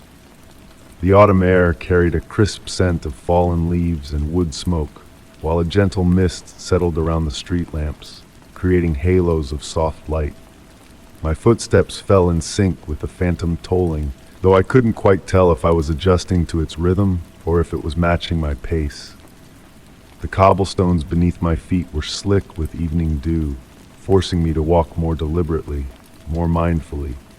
Each step became a meditation, accompanied by that ethereal sound that seemed to emanate from everywhere and nowhere at once. It reminded me of crystal glasses singing when their rims are traced by a wet finger, but deeper, more resonant. My usual route took me past the old clock tower, which had stood sentinel over the town square for generations. Its weathered stone face had always displayed the time faithfully until last week, when the hands mysteriously vanished overnight. The maintenance crew found no evidence of theft or damage, just smooth brass pins where the hands should have been mounted. As I drew closer to the tower, the invisible chiming grew neither louder nor softer, maintaining its constant presence like a companion walking beside me. The mist thickened, wrapping around my shoulders like a comfortable shawl. I found myself breathing in rhythm with the sounds, my mind drifting into a peaceful state despite the strangeness of the situation. The square was deserted at this hour, the shops closed, their windows dark except for the occasional security light. Yet I didn't feel alone. The steady pulse of the invisible chime created a sense of presence, as if the very air was alive with gentle music. I sat on a bench facing the clock tower, allowing myself to be enveloped by the sound and the mist. That's when I noticed something peculiar about my shadow cast by the nearest street lamp. It seemed to move slightly out of sync with my own movements, as if responding to the phantom timekeeper's rhythm rather than my own. I watched, fascinated rather than frightened, as my shadow swayed gently to this hidden orchestra. I pulled out my pocket watch, a family heirloom I carried more out of habit than necessity in this age of digital devices. Its face caught the lamplight, and I noticed that its hands were turning backward, though so slowly that I had to stare intently to perceive the movement. The chiming continued its steady beat, and I realized it wasn't marking seconds or minutes, but some other measure of time I couldn't quite comprehend. The mist began to take on shapes, forming delicate patterns that danced and swirled in perfect harmony with the invisible chimes.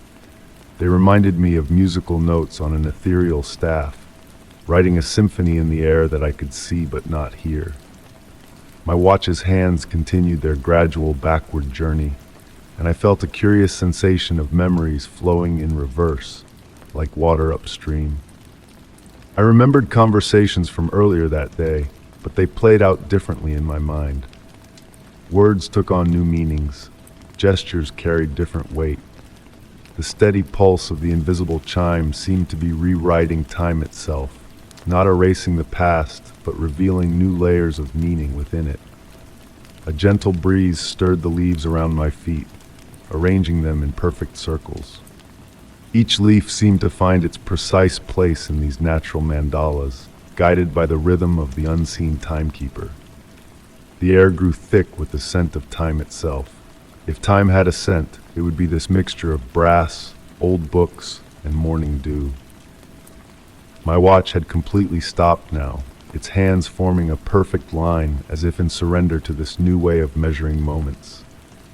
The mist continued its dance, and I noticed that the shadows of the surrounding buildings had begun to shift, not following the movement of the hidden moon, but swaying to the rhythm of the chimes.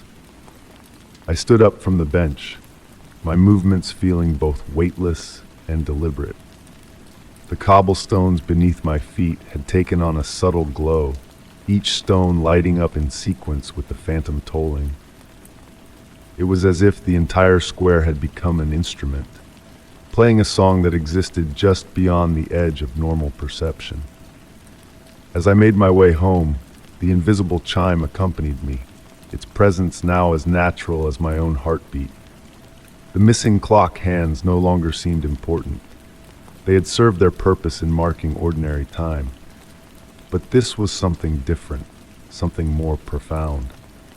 The tower had surrendered its mechanical measure of minutes and hours to embrace a deeper rhythm, one that had perhaps always been there, waiting to be noticed. Back in my room, I placed my stopped watch on the nightstand. Through my window, I could still sense the gentle pulse of the invisible chime, now mixed with the soft whisper of rain beginning to fall. As I drifted towards sleep, I wondered if everyone in town could hear it, or if this secret symphony was meant just for those who had learned to listen beyond the ordinary measures of time. The next morning, my watch had resumed its normal function, but something had changed. In the quiet moments between seconds, I can still feel that other rhythm, that invisible chime that reveals how time isn't just a straight line, but a dance, a song, a mystery that plays out in endless variations for those willing to listen. Story 36. The mirrors lined the walls, their glass darkened with age. When I glanced at one, a flicker of movement caught my eye, something that didn't belong to me. I had been in this house for 3 nights, house-sitting for my mother's friend who collected antiques. The mirrors were everywhere. Victorian pieces with ornate golden frames, simple wooden framed looking glasses, and tall standing mirrors that reached from floor to ceiling. Each one seemed to hold its own story, its own depth that went beyond mere reflection. That evening, as the autumn wind whispered through the old house's bones, I sat in the library with a book and a cup of chamomile tea. The grandfather clock in the corner marked time with soft, steady ticks. A fire crackled gently in the hearth, casting warm light that danced across the room's dark wood paneling. The mirror above the fireplace drew my attention again. In its tarnished surface, the room looked different somehow. Deeper, older perhaps. The flame's reflection seemed to move at a slightly different rhythm than the actual fire below. I found myself watching it, mesmerized by the subtle discrepancy. As night settled in, I began my usual routine of checking the house before bed.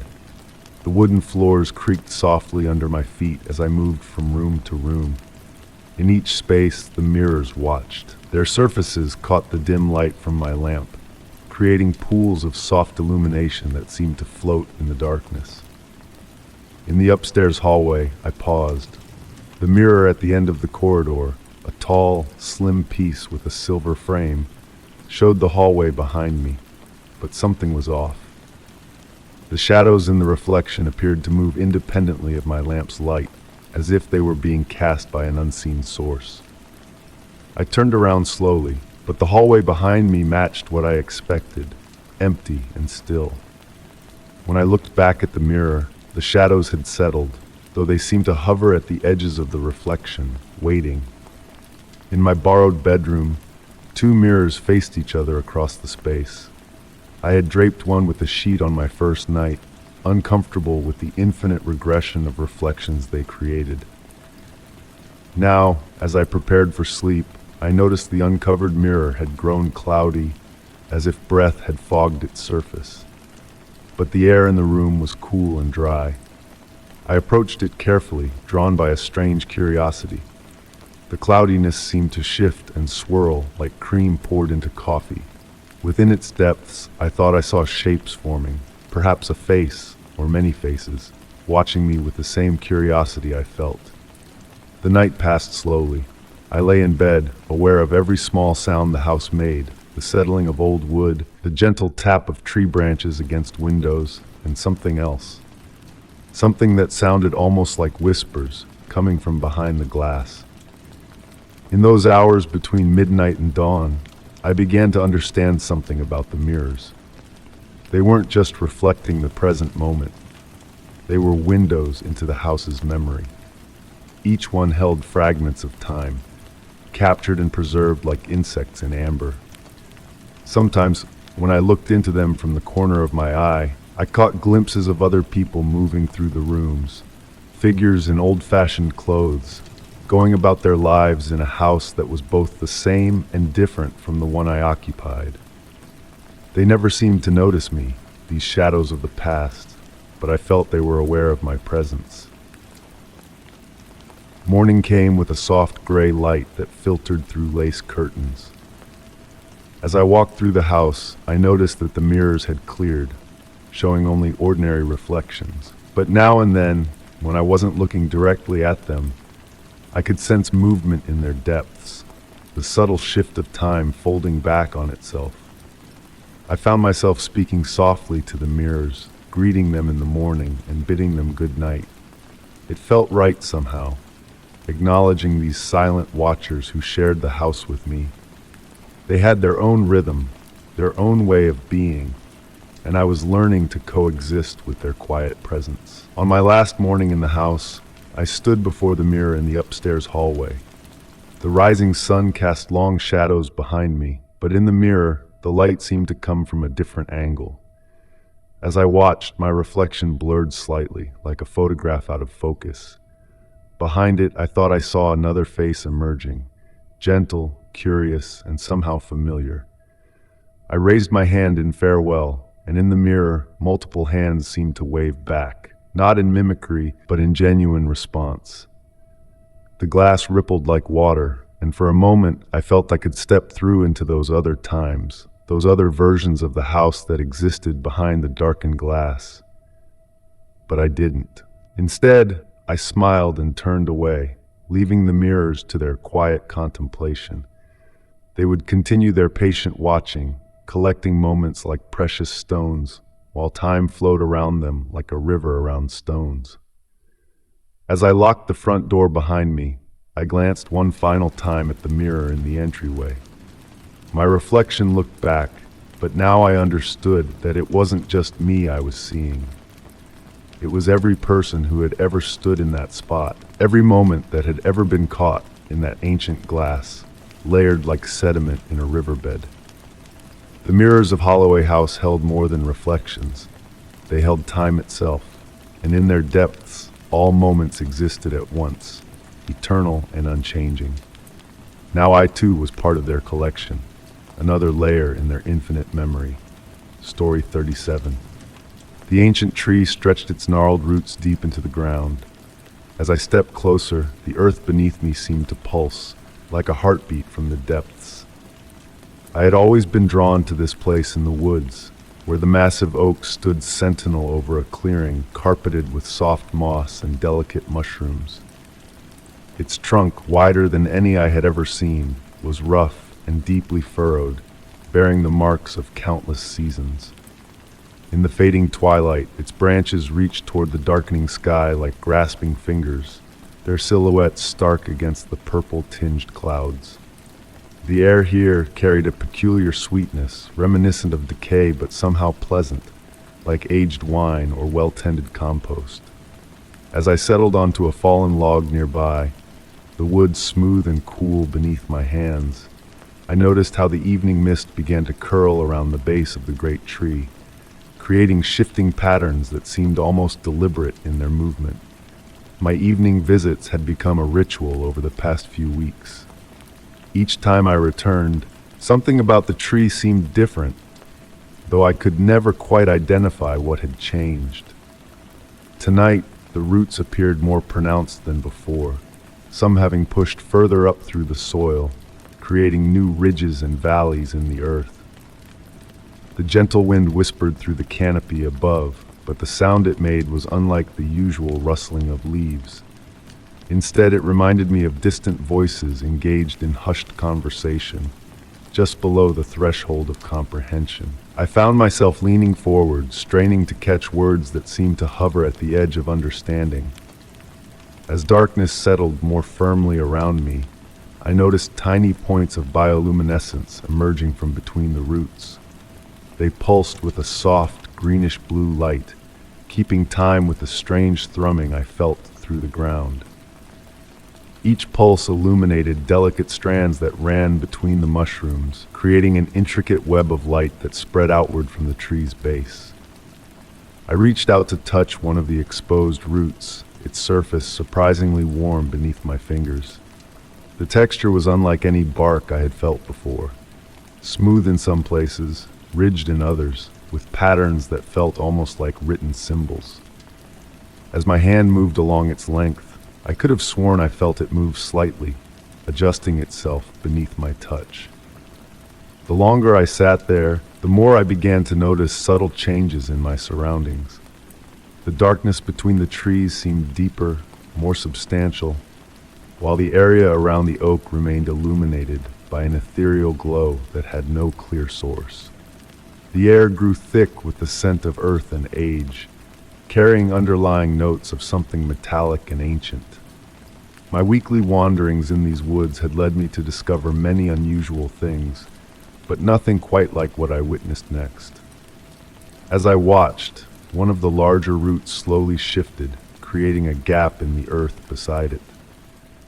From this opening wafted a warm breath of air that carried the scent of distant places, of deep caves and hidden springs, of minerals ground to dust by the weight of ages.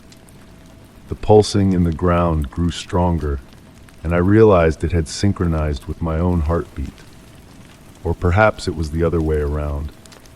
The distinction seemed increasingly meaningless as I sat there, feeling more and more as though I was becoming part of something vast and ancient.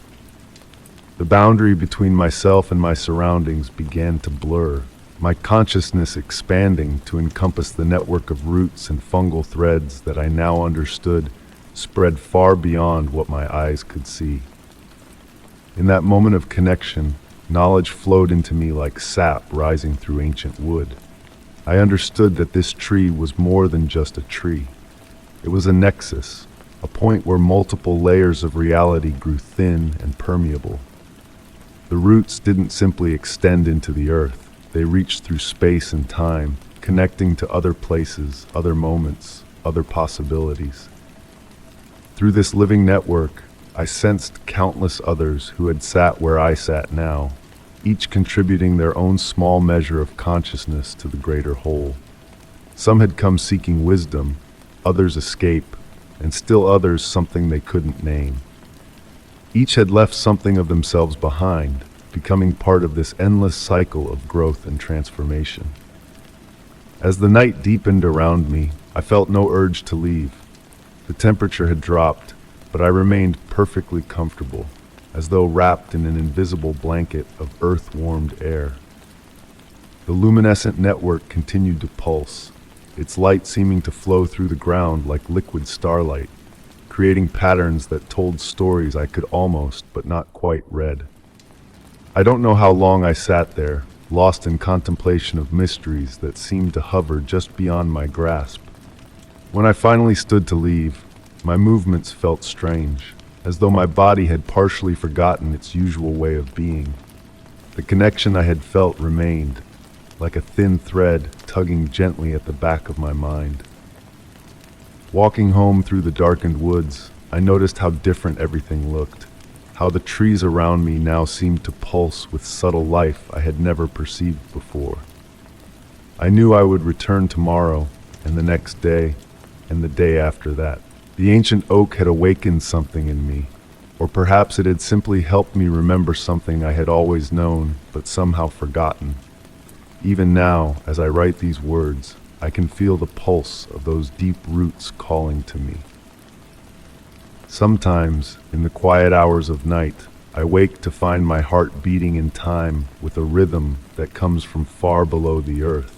And I wonder, as I drift back to sleep, how many others lie awake in their beds, feeling the same connection, listening to the same ancient song that whispers of secrets buried deep beneath the ground.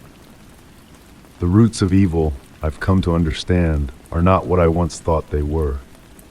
There is no malevolence in their reaching, no darkness in their depth. There is only the endless seeking, the eternal growing, the timeless turning of seasons that transforms all things in their own time.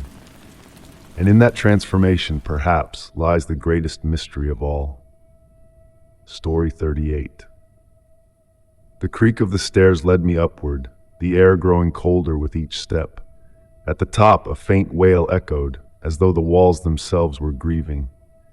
I had heard the sound for 3 nights now, always beginning at midnight, always drawing me from my warm bed into the darkness above. The wooden banister felt smooth beneath my fingertips, worn by years of hands before mine. Moonlight filtered through the narrow window at the landing, casting long shadows that danced across the faded wallpaper. The attic door stood before me, its brass handle reflecting a dull gleam. My grandmother's house had always held secrets, but this one felt different. The air carried the scent of old books and lavender, a combination that reminded me of her favorite reading chair, now covered in white sheets below.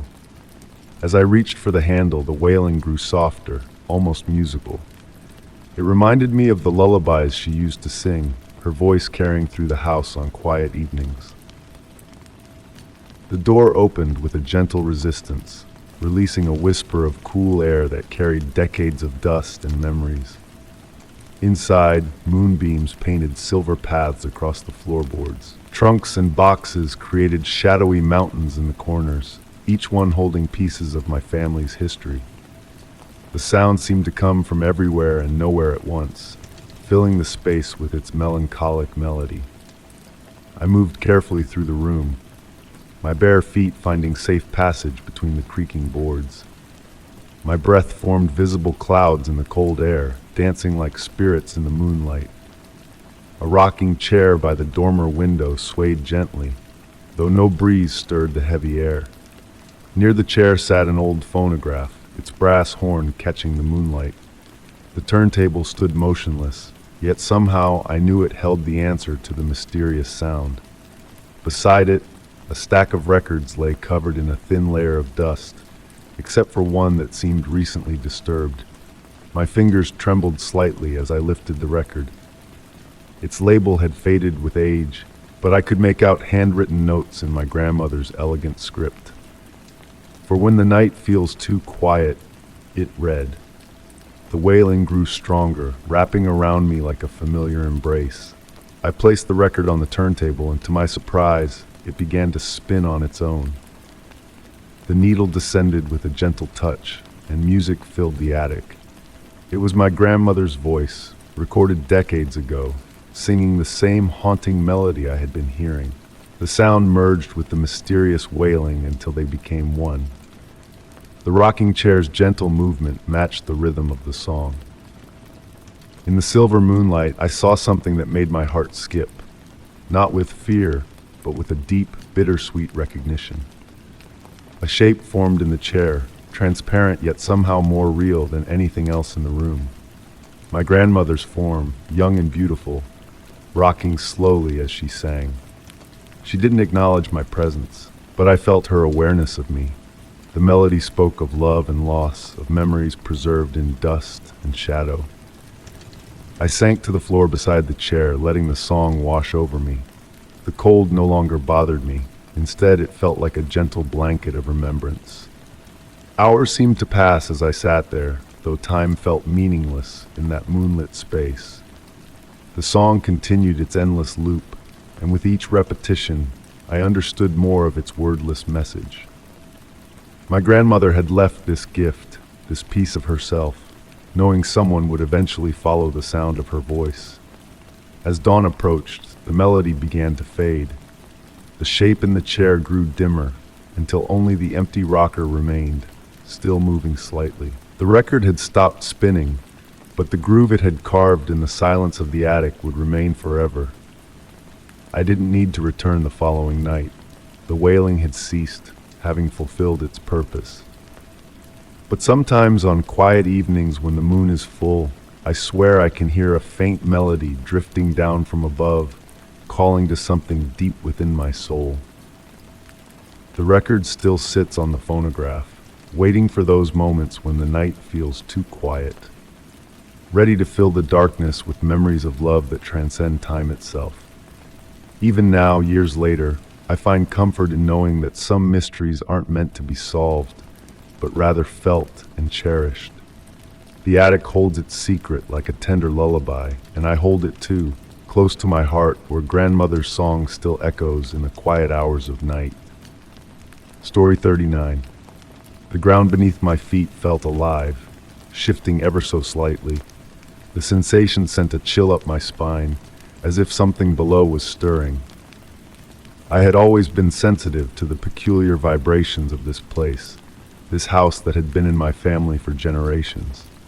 Tonight, those subtle movements seemed more pronounced, more deliberate.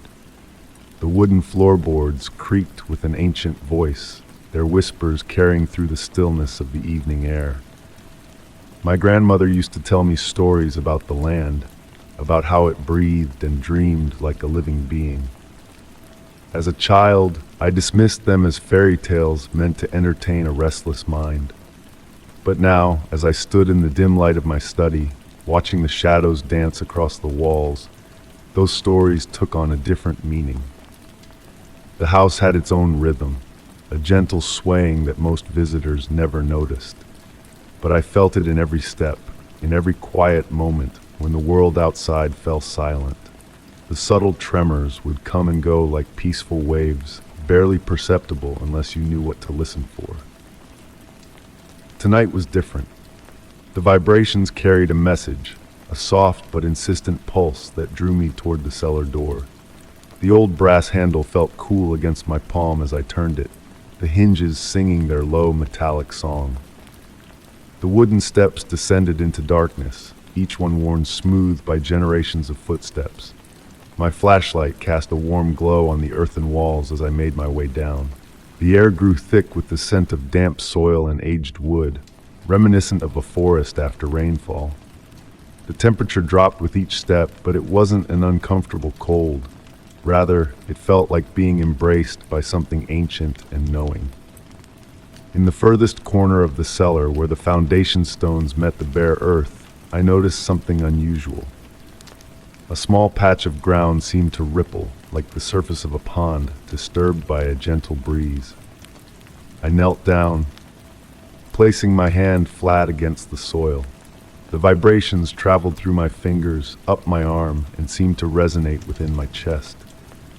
The sensation reminded me of my grandmother's words. The earth remembers everything it has ever held. She would say this while tending to her garden, her hands deep in the soil, a knowing smile playing across her weathered face. Now, decades later, I understood what she meant. As I sat there in the quiet darkness, the ground continued its gentle movement. It felt as though I was listening to a conversation in a language I almost understood, words formed from tremors and whispers.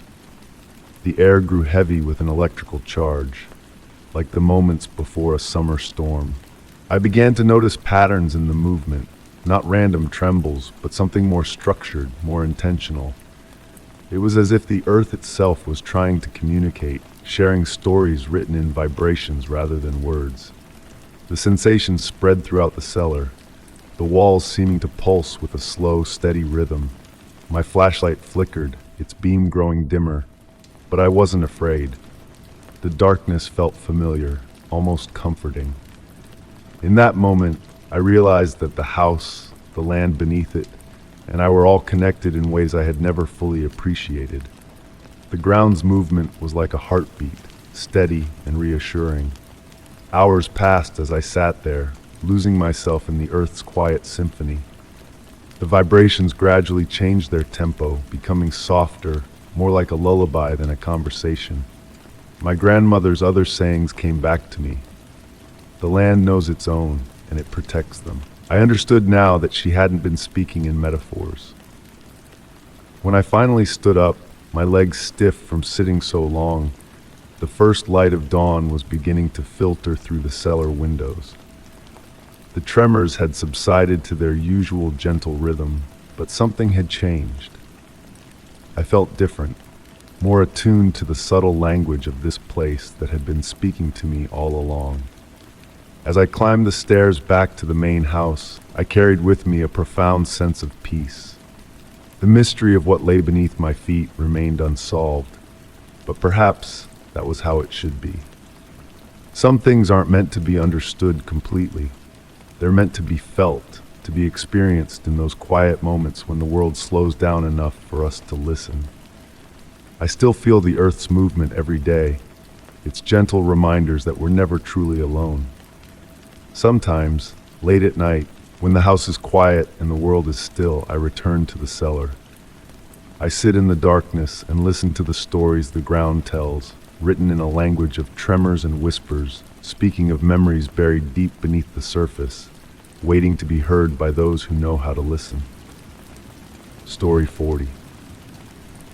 The small boat rocked gently in the water, its oars creaking softly. It seemed to wait for me, yet the dark horizon ahead promised no safe harbor. I stood at the edge of the weathered dock, listening to the rhythmic lapping of waves against aged wood. The evening air carried the scent of salt and damp moss, while a light mist settled around me like a delicate veil. My footsteps created hollow echoes as I approached the vessel, each board beneath me whispering tales of countless travelers who had passed this way before. The boat's wooden surface bore the patina of years, its paint faded to a soft gray that seemed to absorb the dim light. I ran my fingers along its edge, feeling the smoothness that only time and water can create. Something about its solitary presence struck me as both inviting and unsettling, like finding an empty chair pulled out at a set dinner table. As I carefully stepped into the boat, it adjusted to my weight with a gentle dip. The old cushion on the bench released the faintest scent of rain-soaked fabric. I settled in, picking up the oars that felt unusually warm in my hands, as if someone had just released them moments before. The water stretched out before me, a vast expanse of liquid silk reflecting the overcast sky. No birds called overhead, no fish disturbed the surface. Only the soft creaking of wood and the whisper of water accompanied me as I began to row. Each stroke carried me further from the dock, which seemed to fade into the mist with surprising speed. Time became fluid as I moved through the water. The rhythm of rowing lulled me into a meditative state, and I found myself unable to tell whether minutes or hours had passed. The light remained constant, neither brightening nor dimming, as if the sun had paused its journey across the sky. A subtle change in the air drew my attention. The mist began to take on shapes, forming and dissolving like thoughts in a half-remembered dream. I could have sworn I saw figures moving within it, their forms too graceful to be mere tricks of light. They seemed to dance at the edge of my vision, disappearing whenever I tried to focus on them directly. The water beneath the boat deepened from gray to an intense blue-black that spoke of unfathomable depths. Sometimes I caught glimpses of movement in those depths, like shadows passing beneath stained glass. My reflection in the water appeared different somehow, though I couldn't quite identify what had changed. The face looking back at me seemed older, or perhaps younger, shifting with each ripple. As I rowed, I began to notice objects floating past the boat. A wooden music box, its lid slightly open, playing a melody I could almost hear. A leather-bound book, whose pages turned by themselves in the windless air. An old pocket watch that ticked backward, its hands moving in slow circles against time itself. The mist continued to thicken, but rather than obscuring my vision, it seemed to reveal more. In its swirling patterns, I saw doorways opening to places that couldn't exist, gardens blooming beneath underwater suns, and staircases that spiraled up into impossible geometries. Each vision felt more real than the last, yet none lasted long enough to fully grasp.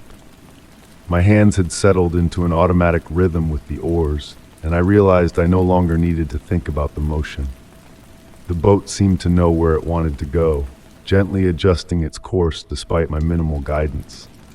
The wood beneath me had taken on a subtle warmth, as if the vessel itself had come alive.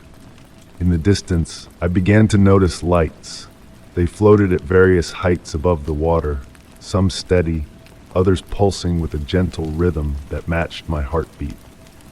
They reminded me of the paper lanterns my grandmother once described from her childhood. Except these lights seemed to have no physical form at all. The boat slowed of its own accord, and I found myself in what appeared to be a gathering of similar vessels, though I could see no other passengers. Each boat rocked gently in place, creating ripples that intersected in complex patterns across the water's surface. The lights drifted closer, their soft glow revealing details in the mist that I hadn't noticed before. I saw writing in the air, glowing scripts in languages I didn't recognize, yet somehow understood. They told stories of other travelers, other journeys across these waters. Some had found what they were seeking, others had discovered they were seeking the wrong things entirely. Many had never returned, though the stories didn't specify whether this was by choice or circumstance. As I sat there, surrounded by empty boats and floating lights, I felt a profound sense of peace settle over me. The mystery of my situation no longer seemed important. The boat rocked gently beneath me, and I realized that perhaps the journey itself was the destination. The mist continued its slow dance around me, and I noticed my own memories beginning to take shape within it. Moments from my past played out like silent films projected onto the water vapor, but they seemed different now, showing me details I had never noticed before. I saw connections I had missed, patterns I had been blind to, and meanings that had eluded me. Time continued its fluid dance, and I remained in that strange gathering of boats and lights, neither moving forward nor returning to the dock I had left behind. The water beneath me had become as still as glass, reflecting the lights above in perfect symmetry, creating the illusion of being suspended between two star-filled skies. I still sit here now, watching the mist weave its stories, feeling the gentle pulse of the lights around me. Sometimes I think I see other travelers in their boats at the edge of my vision, but like the figures in the mist, they vanish when I try to look directly at them. The boat remains steady beneath me, patient, as if knowing that whatever happens next will happen in its own time. The horizon ahead remains dark, but it no longer seems forbidding. Instead, it waits like an unfinished sentence, ready to be completed by whatever words I choose to give it. The oars rest quietly in their locks, warm to the touch, ready to move again when the time is right. For now, I remain here, suspended between what was and what might be, listening to the whispers of the water and the silent stories in the mist. Story 41. The wind howled, and the rain lashed against my face. Through the tempest, two gleaming eyes pierced the darkness, unblinking and fixed on me. I stood motionless on my front porch, my keys dangling forgotten from my trembling fingers as I tried to make sense of what I was seeing. The storm raged around me, but those eyes remained perfectly still, neither advancing nor retreating. Thunder rolled across the sky, deep and resonant, like the beating of an ancient drum. The sound seemed to reverberate through my bones, yet the eyes never wavered. They hung in the darkness about 6 feet off the ground, a strange amber color that reminded me of honey held up to sunlight. There was something mesmerizing about them, something that made me want to step closer despite the rational part of my mind screaming at me to go inside. The rain continued its steady rhythm, soaking through my coat and creating small rivulets that ran down my neck. The cold should have bothered me, but I barely noticed it. The world had narrowed to those 2 points of light in the darkness. As I watched, they seemed to grow slightly larger, though I couldn't tell if they were actually moving closer or if my mind was playing tricks on me. A gust of wind stirred the branches of the old oak tree in my front yard, creating a soft rustling sound that mixed with the patter of rain. The motion caused shadows to dance across my vision, but those eyes remained constant, like stars in a moving sky. They held an intelligence that was undeniably conscious, yet wholly unfamiliar. Finally finding the wherewithal to move, I took a small step backward, my foot landing in a puddle that had formed on the porch. The splash seemed unnaturally loud in the momentary lull between thunderclaps. The eyes tracked my movement with an almost imperceptible shift, and I felt a curious sensation, as if tendrils of thought were gently brushing against my consciousness. My hand found the doorknob behind me, cold and wet beneath my fingers. As I gripped it, a peculiar warmth began to spread through my mind, like honey slowly dripping from a spoon. It carried with it fragments of images, vast spaces between stars, the curve of planets seen from impossible distances, and structures that defied earthly geometry. These visions weren't frightening, exactly, but they filled me with a profound sense of smallness. The wind picked up again, carrying with it the scent of petrichor and something else. Something alien, yet strangely familiar, like the memory of a dream. The eyes began to pulse gently, their amber light growing and diminishing in a rhythm that matched my heartbeat. Each pulse sent a wave of calm through my body, despite the strangeness of the situation. I found myself swaying slightly, my grip on the doorknob loosening. The rain seemed to fade into white noise, and the darkness around those eyes began to shift and swirl, taking on depths and dimensions that shouldn't have been possible. I could feel my consciousness expanding, reaching out towards something vast and ancient that waited just beyond the veil of normal perception. The thunder spoke again, but this time it seemed to carry meaning, though not in any language I knew. The vibrations traveled through me, rearranging my understanding of reality with each resonant note. Those eyes held secrets, I realized, secrets about the true nature of our universe and our place within it. I don't know how long I stood there, lost in that strange communion. It could have been minutes or hours. Time had become as fluid as the rain that continued to fall around me. When the change finally came, it was subtle. The eyes began to rise slowly upward, maintaining their fixed distance from each other. As they ascended, the darkness around them seemed to fold inward, creating patterns that my mind struggled to comprehend. Higher and higher they rose, until they were level with the storm clouds above. Then, in a moment between lightning flashes, they winked out of existence, leaving only the ordinary darkness of a stormy night. The wind gentled, and the rain began to soften, as if the storm itself had been a manifestation of that strange presence. I stood there for several more minutes, water dripping from my clothes, trying to process what had happened. The rational part of my mind wanted to dismiss it as a hallucination brought on by stress and fatigue, but I could still feel the echo of that alien consciousness in my thoughts. My perception of the world had shifted subtly, and I knew I would never look at a stormy night the same way again. As I finally turned the doorknob and stepped inside my house, I caught a glimpse of my reflection in the window. For just a moment, I could have sworn my eyes held a hint of amber, pulsing gently in the darkness. I blinked, and it was gone, leaving me to wonder about what exactly had transpired in the storm. Now, whenever it rains, I find myself drawn to my front porch, watching the darkness between the raindrops with new awareness.